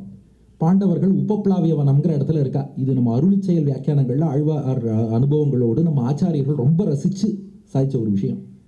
சஞ்சயனை தூதனை போகிறான் திருத்தராஷ்டிரன். உபப்ளாவிய வனத்தில் 5 பாண்டவர்கள் இருக்கா. இப்போ தூது பேசுகிறவா மத்தியஸ்தருங்கிறவர் என்ன பேசணும்னா, உனக்கும் வேண்டாம் எனக்கும் வேண்டாம்னு பேசணும். இப்போ பாண்டவர்கள் என்ன சொல்கிறா, மொத்தத்தில் பாதி ராஜ்யம் எங்களுக்கு வேணுங்கிறா. துரியோதனன் என்ன சொல்கிறான், குண்டூசி நலம் கூட தரமாட்டேங்கிறான். மத்தியஸ்தர் என்ன சொல்லணும், பாதி இல்லைன்னா கால் ராஜ்யம் வாங்கிக்கோன்னு சொல்லணும். இல்லை 5 பேருக்கு 5 ஊர் தரேன்னு சொல்லணும். அப்படி தானே, பொண்ணு இல்லை, ஒரு பொருள் ஒரு 1000 ரூபாங்கிறார், நம்ம 500 ரூபாய்க்கு கேட்குறோம். மீடியேட்டர் பேசுகிறவர் என்ன பண்ணுவார், உனக்கும் வேண்டாம் இவனுக்கு வேண்டாம் 750 ரூபாய்க்கு தரேன்பார். அதானே செய்யணும். சஞ்சயன் போய் தூது பேசுகிறான். சஞ்சயன் நல்லவன் தான், திருத்தராஷ்டிரன் சொல்லி அனுப்பினதை பேசுகிறான். என்னென்னா, அவா ராஜ்யமே தரமாட்டேங்கிறா, நீங்கள் பாதி ராஜ்யம் வேணுங்கிறேன். இதுக்கு என்ன மத்தியஸ்தனா, தர்மபுத்திரா நீ இந்த அரசியலுக்கெல்லாம் சரிப்பட்டு வரமாட்டேன், நீ இமயமலையில் போய் தபஸ் பண்ணுறதுக்கு தான் சரியான நபர். இந்த அரசியல்னா நிறையா பாவம் பண்ணணும், ஊழல் பண்ணணும், நீ எல்லாம் ரொம்ப பாவம், தர்மத்துக்கு பயப்படுறவன், பொய் சொல்லாதவன், இதெல்லாம் உனக்கு செட் ஆகுமா? அதனால நீ பேசாம காட்டோடு இருந்துரு, ராஜ்யமே உனக்கு வேண்டாம், அதனால அவனே மொத்தமாக வச்சு ஆட்சி பண்ணட்டும், பாப்பத்தையும் சம்பாதிச்சுக்கட்டும், நீ போயிட்டு வான்னு இவன் பேசுகிறான். இது நார்மலான மீடியேஷனா நீங்கள் சொல்லுங்க, அநியாயமான ஒரு மீடியேஷன். பீமன் கூட சொன்னான் 5 கிராமமாவது கொடுக்க சொல்லணும்னா, அதெல்லாம் கிடையாது, எதுவுமே உங்களுக்கு சரிப்பட்டு வராது, அந்த விஷயத்துக்கு நீங்கள் சரிப்பட்டு வர மாட்டீர்கள், விட்டு விடுங்கள்ட்டான். தர்மபுத்திரனுக்கே கோபம் வந்துடுது. தர்மன் ரொம்ப சாது, அவருக்கே கோபம் வந்தது. பார், 13 வருஷ தண்டனை அனுபவிச்சுட்டு வந்திருக்கோம், இதை மீறியும் துரியோதன ராஜ்யம் கொடுக்க மாட்டேங்கிறான்னா அவன் போருக்கு தயாராயிட்டான்னு அர்த்தம். இதில் நாங்கள் இனிமேல் மத்தியசம் பேசி ஒன்றும் பிரயோஜனம் இல்லை, போர் தான் தர்மன். அர்ஜுனன் சொல்லிட்டான், நானும் பெரியண்ணா கட்சி போர் தான்ட்டான், நக்குல சகதேவர் எல்லாம் போர் தான்ட்டான். இப்போ புறப்பட வேண்டிய தருணம். அடுத்த நாள் காலை சஞ்சயன் புறப்படணும்.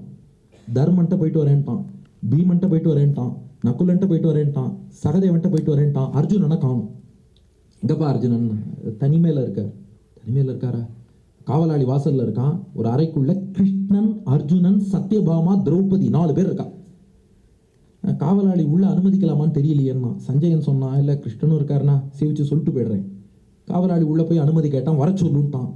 சஞ்சயன் உள்ள போனான். ஒரு காட்சியை பார்த்தானா, எத்தனை கிருஷ்ணௌச்ச கிருஷ்ணாச்ச சத்யபாமாச்ச பாமினி. என்ன காட்சினா, ஆண்டாள் மடியில தலை வச்சு ரங்கமன்னார் பள்ளி கொண்டிருப்பது போல சத்யபாமா மடியில தலை வச்சு கண்ணன் பள்ளி கொண்டிருக்கிறான். கிருஷ்ணனுடைய திருவடி அர்ஜுனன் மடியில இருக்கு, அர்ஜுனனுடைய பாதம் திரௌபதியின் மடியில இருக்கு. செட் ஸ்கொயர் மாதிரி அவ இருக்கா. இந்த பக்கம் சத்யபாமா அமர்ந்திருக்கா, அவ மடியில தலை வச்சு கிருஷ்ணன் சயனிச்சிருக்கான். கிருஷ்ணனுடைய திருவடி வாரம் எங்க இருக்குன்னா அர்ஜுனனுடைய மடியில இருக்கு, அர்ஜுனனுடைய பாதம் திரௌபதி மடியில இருக்கு.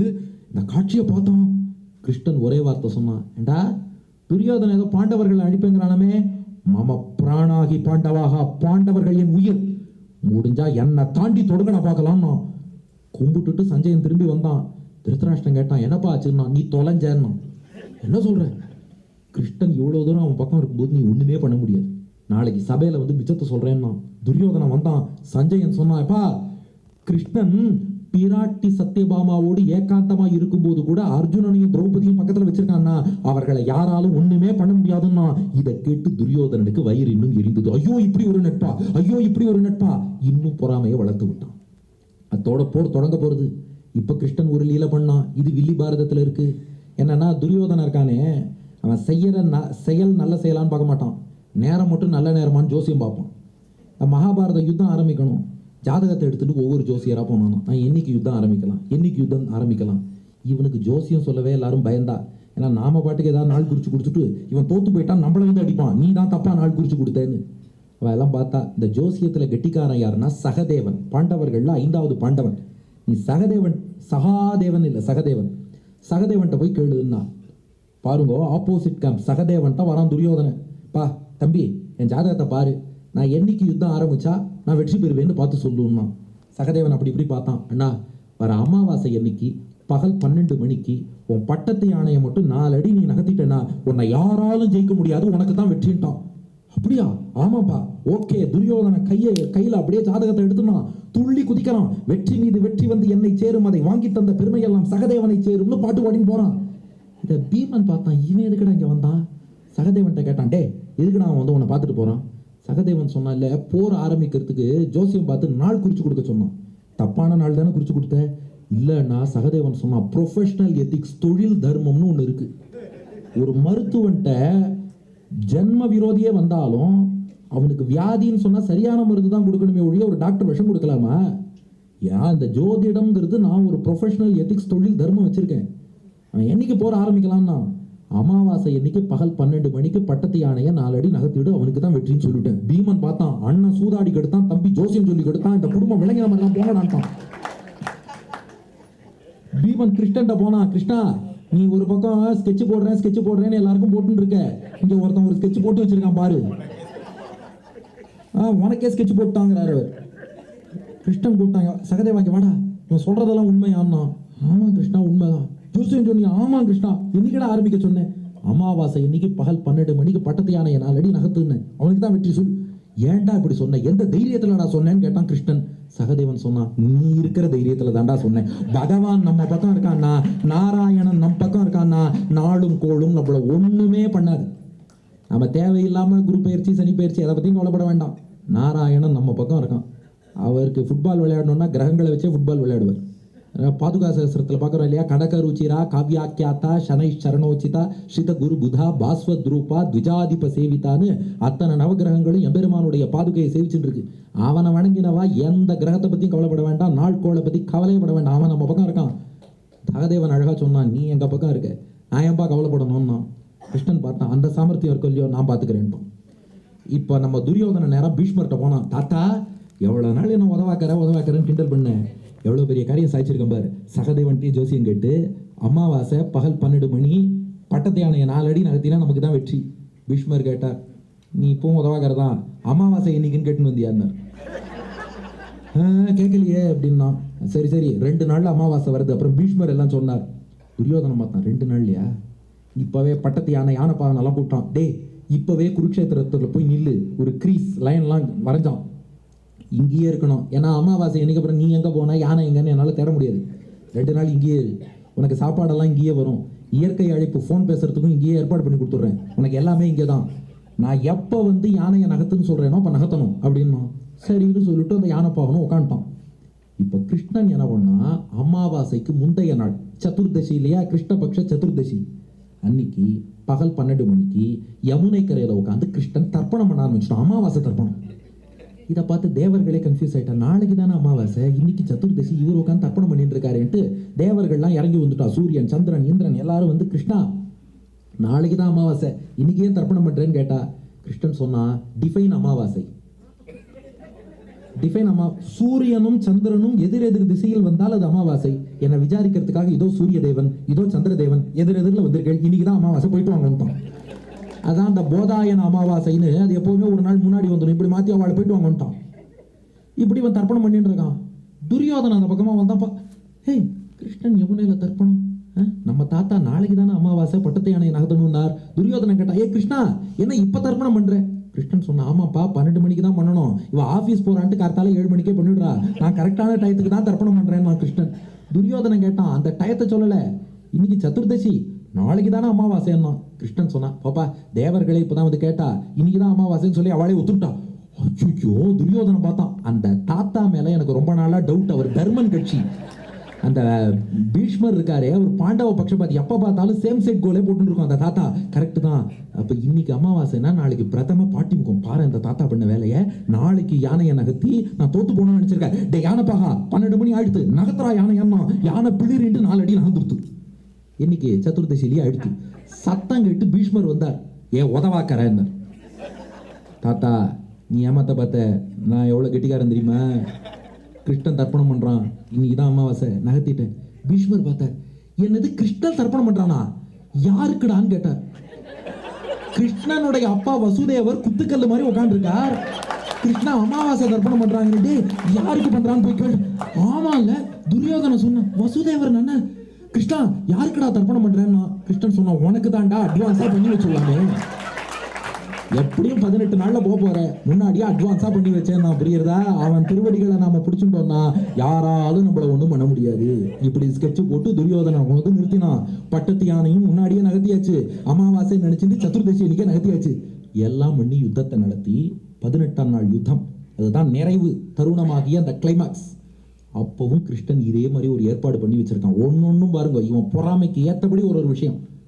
அன்னைக்கு என்னன்னா, அந்த கிளைமாக்ஸ் ஃபைட் பார்க்கறதுக்கு தான் பலராமன் வரார். இந்த யுத்தத்தில் பங்கேற்க மாட்டேன்னு சொல்லி பலராமன் தீர்த்த யாத்திரை போயிட்டார். ஆனால் எப்போதுமே இந்த கிரிக்கெட் பார்க்குறவா கூட ஃபைனல் ஓவர்னா பார்ப்பா, அவன் 6-4 அடிப்பான்னு. அதுபோல் கிளைமாக்ஸ் பார்க்கறதுக்காக பலராமன் 18ஆம் நாள் மட்டும் வந்துடுறார். இப்போ பீமனுக்கும் துரியோதனனுக்கும் கதா யுத்தம் நடக்குது. கதா யுத்தத்தில் ஜெயிக்கணும். இப்போ கிருஷ்ணன் பீமனை சபாஷுங்கிறான், பலராமன் துரியோதனனுக்கு சபாஷுங்கிறார். எதுக்குன்னா பெருமாளோட பிளான் பாருங்க, அவனை சியர் பண்றதுக்கு ஒரு ஆள் இருந்துட்டே இருக்கணும், அப்பதான் ஆட்டம் போட்டு அழிவான். அதுக்காக என்ன பண்ணியிருக்கான், கிருஷ்ணன் பீமனை சியர் பண்றான், அங்க பலராமன் நின்றுட்டு துரியோதனனை சபாஷ்னு சியர் பண்றார். அவர் சியர் பண்றதுக்கு ஒரு ரீசன் இருக்கு. 2 பேரும் பலராமன் சிஷ்யா தானே. பீமனும் பலராமன் கத்துனான், துரியோதனும் கத்துனான். ஆனா பீமன் எப்படின்னா உடம்புல பலம் ஜாஸ்தி, அதனால அவன் கிறிஸ்கேல் மாதிரி கைரன் பொலாட் மாதிரி அவன் காட்டு சுத்துவான். ஆனால் துரியோதனா இருக்கானே, அவன் ரோஹித் சர்மா மாதிரி KL ராகுல் மாதிரி ப்ராப்பர் ஷாட்ஸ் அடிக்கிறான். அதனால பலராமன் இவன் ப்ராப்பர் ஷாட்ஸ் விளையாடுறான் அப்படின்னு சொல்லி அவர் அப்ரிஷியேட் பண்ணிட்டே இருக்காரு. ஆனால் பீமன் துரியோதனை எப்படி போட்டு புரட்டி எடுத்து அடிச்சாலும் துரியோதனை சாகலை. ஏன்? இடுப்புக்கு மேல வஜ்ரம் பாய்ந்த உடம்பு, என்ன பண்ணாலும் ஒன்றாகாது. கிருஷ்ணன் பார்த்தான், பீமனே மறந்துட்டான். கிருஷ்ணன் அர்ஜுனன் சொன்னான், அர்ஜுனா நம்ம பீமன் இருக்கானே ஒரு சபதம் பண்ணா மறக்கவே மாட்டான். 13 வருஷம் முன்னாடி துரியோதனனுடைய தொடையை கதையால் அடித்து பிழைப்பேன்னு ஒரு சபதம் பண்ணான் பாரு, கரெக்டா நிறைவேற்றுவான் பாருன்னு நான் கிருஷ்ணன். பீமனுக்கே அப்பதான் ஞாபகம் வந்தது, ஆமா இல்ல திரௌபதி சொன்னாலே இந்த தொடையை பீமன் கதையால் அடித்து பிழைப்பான்னு, நானும் அப்படியே செய்வேன்னு சொன்னேனே. உடனே ஓங்கி துரியோதன தொடையில ஒரு அடிச்சான் பீமன். குத்துயிரும் குறையுருமா சுருண்டு கீழே விழுந்துட்டான் துரியோதனன். இதை பார்த்ததும் பலராமனுக்கு கோபம் வந்தது. பீமன் மேல பொங்கி வந்துட்டான். என் சிஷ்யனாடா நீ, எங்கிட்ட கதா யுத்தம் படிச்சுட்டு பால பாட்டமே என்னன்னா கதா யுத்தத்துல இடுப்புக்கு கீழே அடிக்கப்படாது. அப்படி இருக்க எப்படா நீ இடுப்பு கீழே அடிக்கலாம், உன்னை என்ன பண்ற பாருன்னு பலராமன் பாஞ்சார். கிருஷ்ணன் வந்தான், அண்ணா ஒரு நிமிஷம் தான். என்னடான்னு கேட்டார் பலராமன். கிருஷ்ணன் சொன்ன, அண்ணா பீமன் மேல தப்பு இல்லைன்னா அது மைத்ரேயருடைய சாபம். மைத்ரேயர் துரியோதனனுக்கு என்ன சாபம் கொடுத்தார்னா, பீமன் கதையால் தொடையில் அடித்து பிளப்பான்னு சொல்லியிருந்தார். ரிஷிகள் வாக்கு இருக்கே, அது எப்போதுமே சத்தியம். பீமன் நேரா சண்டை போடணும்னு சொல்லி நேரா கதையை யூஸ் பண்ணாலும் கூட அந்த ரிஷியின் வாக்கு பிரபாவத்தால அவன் கையிலேருந்து அந்த கதை தானா நழுவி விழுந்து இவன் தொடையை அடிக்கதான் அடிக்கும். அதெல்லாம் ரிஷியின் வாக்குக்குள்ள பிரபாவம் தான். ஓ அப்படியாடா, சரி விட்டுட்டு போறேன்னு பலராமனும் விட்டுட்டு போயிட்டார். ஆக மொத்தம் இந்த டம்பம் என்று வடிவெடுத்த கர்ணனையும் கரெக்டா ஸ்கெட்ச் போட்டு முடிச்சான். இந்த பொறாமையை வடிவெடுத்த துரியோதனனையும் கரெக்டா ஸ்கெட்ச் போட்டான். அதனால இது அத்தனையும் யார் பண்ணதுன்னா, திட்டம்னா பகவானுடைய விதினா சங்கல்பம்னு அர்த்தம். இது அத்தனையும் கிருஷ்ணன் ஏற்பாடு பண்ணி இவர்கள் அழிக்கணும்னு அவன் தீர்மானிச்சிருக்கான். ஏன் அப்படின்னா, இதன் மூலம் நமக்கு 3 செய்திகளை உணர்த்துகிறான். மகாபாரதத்திலேருந்து நாம புரிஞ்சுக்க வேண்டிய வாழ்க்கை பாடங்கள் 3. முதல் செய்தி என்ன தெரியுமா? பிளஸ் இன்டு பிளஸ் என்ன? Plus, plus into minus, minus into minus. ஆனால் நட்புல மட்டும் மைனஸ் இன்டு மைனஸ் பெரிய மைனஸ் ஆயிடும். அதாவது நாம நட்புங்கிறது என்னைக்குமே நல்லவர்களோடு நட்பு கொண்டால் தான் அது நமக்கு நன்மை. கெட்டவனும் நட்பு கொண்டா மைனஸ் இன்டு மைனஸ் பிளஸ் ஆகாது, அது ஒரு பெரிய மைனஸ் ஆயிடும். துரியோதனன் என்ற ஒரு அசுரன், கர்ணன்கிற அசுரன், 2 அசுரர்கள் சேர்ந்து நட்பு வச்சுண்டா அது பார்த்தா பெரிய ஆபத்து, பெரிய தீமையாகத்தான் போச்சு. அதனாலதான் என்னைக்குமே சத்சங்கத்துல அடியார்களோடு நட்பு கொள்ளணும். இதுக்கு ரொம்ப அழகான ஒரு உதாரணம் மணவாள மாமுனிகள் உபதேச ரத்னமாலையில பாடுறார். நல்ல மனம் உள்ளதொன்றை நன்னி இருப்பதற்கு நல்ல மனம் உண்டாம் நலமது போல் நல்ல குணம் உடையோர் தங்களுடன் கூடியிருப்பார்க்கு குணமதுவே யாம் சேர்த்தி கொண்டு. நல்ல வாசனை உள்ள பொருளோடு சேர்ந்தா நமக்கும் நல்ல வாசனை வரும், கெட்ட வாசனை உள்ள பொருளோடு சேர்ந்தா அந்த கெட்ட வாசனை தான் நமக்கும் வரும். அதுபோலத்தான் நல்லவர்களோடு நட்பு கொண்டால் நமக்கும் நல்லெண்ணங்கள் வரும், தீயவனோடு நட்பு கொண்டால் தீமை தான். அர்ஜுனனுக்கும் கிருஷ்ணனுக்கும் ஒரு நட்பு, அது பாசிட்டிவா நல்லதை உண்டாக்கித்து. நாமும் அது போல பகவானோடு அடியார்களோடு நட்பு கொண்டால் வாழ்க்கையில நல்லது. அதே சமயம் தீயவர்களோடு நட்பு கொண்டால் அழிவு ஏற்படும். இது முதல் வாழ்க்கை பாடம். இரண்டாவது வாழ்க்கை பாடம், சாமானிய தர்மம் விசேஷ தர்மம்னு ரெண்டு விதமான தர்மங்கள் இருக்கு. சாமானிய தர்மம்னா நண்பனுக்கு கை கொடுக்கணும், செஞ்சோற்று கடன் கழிக்கணும், அப்பா அம்மா சொல்றதை கேட்கணும், தர்மப்படி வாழறது, உண்மையை பேசணும், இதெல்லாம் சாமானிய தர்மங்கள். ஸ்பெஷல் தர்மம் விசேஷ தர்மம்னு ஒன்று இருக்கு. அவர் யாருன்னா பெருமாள். பெருமாள் தான் விசேஷ தர்மம். நாம எல்லாருமே சாமானிய தர்மங்களை ஃபாலோ பண்ணணும். ஆனா விசேஷ தர்மமான பெருமாளுக்கு விரோதமா இந்த சாமானிய தர்மம் எடுத்துன்னா இதை விட்டுட்டு பெருமாளை பிடிச்சுக்கணுமா? புரியல, இப்படியே டெக்னிக்கலா பேசுறேன். இவ்வளவு நேரம் அழகா ஜோக் சொன்னேன். இல்ல சின்ன உதாரணம், அப்பா சொன்னா பையன் கேட்கணுமா இல்லையா? சாமானிய தர்மம். ஹிரண்யகசிப்பு சொல்றத பிரகலாதன் கேட்கலாமா? கேட்கக்கூடாது. ஏன்னா பெருமாளுக்கு விரோதமா போயிட்டா அங்க அந்த சாமானிய தர்மம் பொருந்தாது. அம்மா சொன்னா பையன் கேட்கணுமா? கேட்கணும். அப்ப கைகை சொன்னதெல்லாம் பரதன் கேட்கலாமா? அங்க கேட்கக்கூடாது. அண்ணனுக்கு கட்டுப்பட்டு தம்பி நடக்கணுமா? எஸ். அப்ப ராவணனுக்கு கட்டுப்பட்டு விபீஷணன் இருக்கலாமா? நோ. அதனால பெருமாள்ங்கிற விசேஷ தர்மத்துக்கு விரோதமா போயிட்டா அப்ப நாம பெருமாளை தான் பிடிச்சுக்கணும். அதை கரெக்டா பண்ணவன் யாருன்னா விபீஷணன். அதனாலதான் ஆழ்வார்கள் செல்வ வீடனன் அவனை கொண்டாடினா. துரியோதனன்ட்ட என்ன ப்ராப்ளம்னா அவன் கர்ணனும் அதனை பக்கத்துல வச்சுட்டான். இந்த கர்ணன் என்ன பண்ணிருக்கணும்? நட்புன்னா நட்புங்கிற அளவுல வச்சுக்கலாம். கிருஷ்ணனுக்கு விரோதமா செயல்படுறான்னா அந்த துரியோதனனை விட்டுட்டு பகவான்கிட்ட வரணும். கர்ணன் என்ன பண்ணா? இல்ல எனக்கு இந்த நட்பு தான் முக்கியம், துரியோதனோடய இருந்தான், அதனால அழிஞ்சு போனான். அதனாலதான் ஆழ்வார்கள் ஒரு இடத்துல கூட கர்ணனை சொல்லவே மாட்டா பாருங்க. விபீஷணனை கொண்டாடினா, கர்ணனை கொண்டாடல. ஏன்னா when you are given a choice between சாமானிய தர்மம் அண்ட் ஸ்பெஷல் தர்மம், ஸ்பெஷல் தர்மமான பெருமாளை தான் பிடிச்சுக்கணும். அதுக்காக சாமானிய தர்மத்தை விட்டுடுன்னு அர்த்தம் இல்லை, அதை ஃபாலோ பண்ணணும். பெருமாளுக்கு விரோதம் இல்லாம ஃபாலோ பண்ணணும். இதுதான் ரெண்டாவது மெசேஜ். மூணாவது மெசேஜ் ஒன்று இருக்கு. நமக்கெல்லாம் உண்மையான நண்பன் யார் தெரியுமா? பகவான் தான். நம்ம ஃபேஸ்புக்கில் எல்லாருக்கும் ஃப்ரெண்ட் ரிக்வஸ்ட் கொடுத்துட்டு இவர் எப்போ அக்செப்ட் பண்ண போறாருன்னு காத்துட்டு இருக்கோம். பெருமாள்னு ஒருத்தர் ஆல்ரெடி ஃப்ரெண்ட் ரிக்வஸ்ட் கொடுத்துட்டு நாம அப்ரூவ் பண்ணுவோமான்னு ஒருத்தர் வெயிட் பண்ணிட்டு இருக்காரு. அவர் தான் உண்மையான நண்பன். அதாவது இது பெரிய மெசேஜ் என்னன்னா, நம்ம மனசு ஒரு விதமான குருக்ஷேத்திர போர் யுத்தமாவது 18 நாள்ல முடிஞ்சுது. நம்ம மனப்போராட்டம் முடியவே மாட்டேங்கிறது. மென்டல் டர்மாயிலுக்கு நோ எண்ட். குருக்ஷேத்திரம் 18 நாள், மனசுல எவ்வளவு நாள் வாழ்ந்துட்டே இருக்கோம். ஒவ்வொரு நாளும் ஏதோ ஒரு பிரச்சனை வந்துட்டே இருக்கு. இந்த மனசு தான் குருக்ஷேத்திரம். இதுல ஜீவாத்மாவாகிய நாம தான் அர்ஜுனன். எதிரில் பார்த்தா டம்பம்ங்கிற தீய எண்ணம், அது ஒரு பக்கம் கர்ணன் டம்பம்னு ஒரு தீய எண்ணம், இன்னொரு பக்கம் துரியோதனன் பொறாமைங்கிற தீய எண்ணம். இந்த எல்லா தீய எண்ணங்களும் இன்னும் பல கெட்ட எண்ணங்களோடு சேர்ந்து கூட்டணி வச்சுட்டு மொத்தமா இந்த ஜீவாத்மாவை அழிக்க பார்க்கறது. மனசுங்கிற குருக்ஷேத்திரத்துல ஜீவாத்மாங்கிற அர்ஜுனனுக்கு எதிராக இத்தனை தீய குணங்கள் அணி சேர்ந்திருக்கு. இதை இந்த அர்ஜுனனாகிய ஜீவாத்மா ஜெயிக்கணும்னா யாருடைய நட்பு வேணும்? பெருமாள் கிருஷ்ணன் வேணும். அவன் தான் என்னைக்கும் நம்முடைய நண்பன், நமக்கு ஒரே நண்பன், என்னைக்கும் நமக்கு அனுகிரகம் பண்ணக்கூடிய நண்பன். நம்ம பக்கம் இருக்கக்கூடிய நண்பன் யாருன்னா எம்பெருமான். கிருஷ்ணன் என்ன பண்ணான்னா சாரதியா வந்தான். ஏன்னா டிரைவர் சீட்ல உட்காந்து நான் உன்னை லீட் பண்றேங்கிறான். அவன் உட்காந்து நம்மள முன்னாடி அழிச்சுன்னு போனான்னா மட்டும்தான் நம்ம நல்ல வழியில போக முடியும். அதனால பகவான் எப்போதும் நம்முடைய நண்பன். லோகத்துல உள்ள நண்பர்கள்லாம் இன்னைக்கு இருப்பா, நாளைக்கு அவன் விட்டுட்டு போயிட்டே இருப்பா. பகவான் அப்படி கைவிடவே மாட்டான். திருமங்கை ஆழ்வார் அழகா பாடினார், ஆங்கு வெண்ணரகத் அழுதும் போது அஞ்சேல் என்ற அடியேனை அங்கே வந்து தாங்கு தாமரை என்ன பொன்னாரடி எம்பிரானை உம்பர்கணியாய் நின்ற வேங்கடத்தரியை பரிகீரியை வெண்ணையுண்டு உரலினிடை ஆப்புண்ட தீங்கரும்பை தேனை நன் பாலினை என்று என் மனம் சிந்தை செய்யாதே. நான் நரகத்திலேயே விழுந்து கட்டப்பட்டாலும் அப்பவும் என் கூட ஒரு நண்பன் கூட வந்து என்னை காப்பாற்ற காத்திருப்பான். அவன் யாருன்னா எம்பெருமான். இந்த ஜீவாத்மா சொர்க்கம் போனாலும் நரகம் போனாலும் எந்த இடத்துல போய் பிறந்தாலும் எம்பெருமான்னு ஒருத்தன் கூட வந்துட்டே இருப்பான். அவன் தான் உண்மையான நண்பன். அர்ஜுனனுக்கு மட்டும் அவன் சாரதி கிடையாது, நம்ம எல்லாருக்கும் அவன் தான் சாரதி. அவனை பார்த்த சாரதிங்கிறோம். ஏன் பார்த்த சாரதின்னு சொல்றோம்னா அவன் அர்ஜுனனை மட்டும் பார்த்த சாரதி கிடையாது. அர்ஜுனனை போலவே இருக்கும் நம் எல்லோரையும் கண்களால் பார்த்த சாரதி, பார்த்து நமக்கெல்லாம் வழிகாட்டி கொண்டே இருக்கக்கூடிய சாரதி அவன் தான் அந்த பார்த்த சாரதி. அவன் திருவடியை நாம பிடிச்சிட்டோம்னா இந்த மனப்போராட்டம்ங்கிற குருக்ஷேத்திரத்துல நாம வெற்றி கொண்டு தீய எண்ணங்களை வீழ்த்தி ஜீவாத்மாங்கிற அர்ஜுனன் மோக்ஷம் என்ற சாம்ராஜ்யத்தை பெற முடியும். இதை காட்டுவதற்காக பகவான் ஸ்கெட்ச் போட்டு பிளான் பண்ணதுதான் மகாபாரதம் என்பது இன்றைய 2ஆம் நாள் உபன்யாசத்திலே நாம் புரிந்து கொண்ட தத்துவம். ஆனா இப்ப அடியன் உங்கள்கிட்ட ஒரு கேள்வி கேட்கிறேன். இப்போ கிருஷ்ணனுடைய பேக்ரவுண்ட், அர்ஜுனனுடைய பேக்ரவுண்ட், கர்ணனுடைய பேக்ரவுண்ட், துரியோதன் பேக்ரவுண்ட் பார்த்துட்டோம். இப்போ மற்ற பாண்டவர்களுக்கெல்லாம் இது போல பேக்ரவுண்ட் இருக்கா? இருக்கு. எல்லாருக்கும் பேக் ஸ்டோரி இருக்கு. அது மட்டும் இல்லை, இந்த மகாபாரதத்துக்குள்ளே இன்னும் பல பல லேயர் இருக்கு. ஒன்னொன்னுலையும் கிருஷ்ணன் பல பல காரியம் பண்ணியிருக்கான். இது எல்லாத்தையும் தொகுத்து சுவாமி வேதாந்த தேசிகன் யாதவாபியுதயத்தில் 23வது சர்க்கத்தில் ஒரு மகாபாரதம் பாடியிருக்கார். 100 ஸ்லோக மகாபாரதம். அதை தேசிக பாரதம் அப்படின்னே சொல்லலாம். இப்போ அடியன் ஒரு கொஸ்டின் கேட்குறேன், மகாபாரதம் உபன்யாசம் பண்ண எவ்வளோ நாள் ஆகும்? எவ்வளோ மணி நேரம் ஆகும்னு வச்சுக்கோங்க. இல்லை, எவ்வளோ ஹவர்ஸ் ஆகும்? மகாபாரதம் உபன்யாசம் பண்ண எவ்வளோ ஹவர்ஸ் ஆகும்? 200 hours.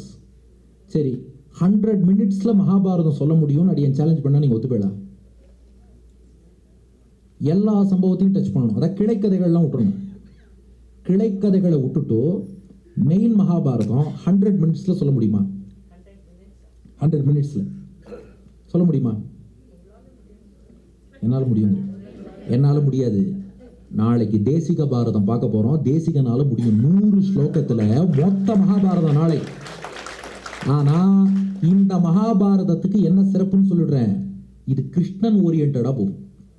மகாபாரதம் ஆக்சுவல் வியாசபாரதம் பார்த்தோம்னா அதில் கிருஷ்ணன் சும்மா நட்புக்காக கெஸ்ட் ரோல், கௌரவ தோற்றம் அப்படின்னு வருவார்.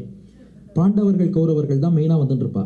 அப்படி இல்லாமல் இதே பாண்டவ கௌரவ சரித்திரம் அதில் கிருஷ்ணன் ஒரு இடத்துலையும் என்ன ரோல் பிளே பண்ணான்னு ஆரம்பிச்சுட்டே போய் இதுக்குள்ளே இன்னும் பல லேயர், பல லைஃப் லெசன், பல மேனேஜ்மெண்ட் லெசனோடு மொத்த மகாபாரதத்தோட எசன்ஸும் வரப்போகிறது.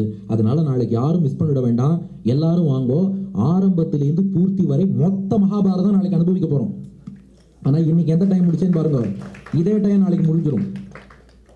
அது மட்டும் இல்லை, இந்த பாண்டவர்கள் ஒத்தொத்தருக்கும் இன்னொரு பேக் ஸ்டோரி வேற இருக்கு. அந்த வரலாறு என்ன, ஏன் தர்மன் ஏன் வந்து பிறந்தான், பீமன் ஏன் வந்து பிறந்தான், எல்லா காரணமும் சேர்த்து பாடியிருக்கார் தேசிகன். இத்தோட சின்ன வயசு வரலாறு அதுவும் கவராருது.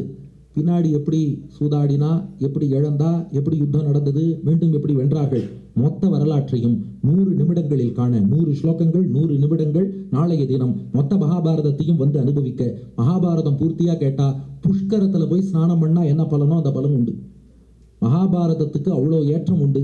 அதை நாளை எல்லோரும் வந்து பெருந்திரளாக அனுபவித்து நடத்தி கொடுக்க வேண்டும்னு பிரார்த்தித்துக் கொண்டு இத்தோடு இன்றைய உபன்யாசத்தை நிறைவு செய்கிறேன். சிறுகுடியூர் அண்ணன் திருவடியோடு கருணாகர் ஆரியர் தாழ் காப்பு.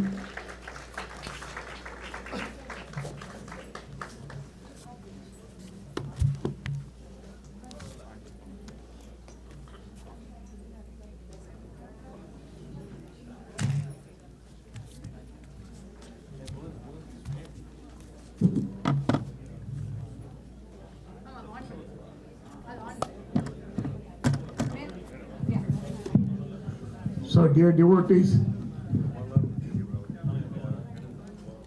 நமக்கு என்ன சொல்றதுனே தெரியல. Almost like 2 hours. நான் எவ்வளோ மகாபாரதம் கேட்டிருக்கேன்.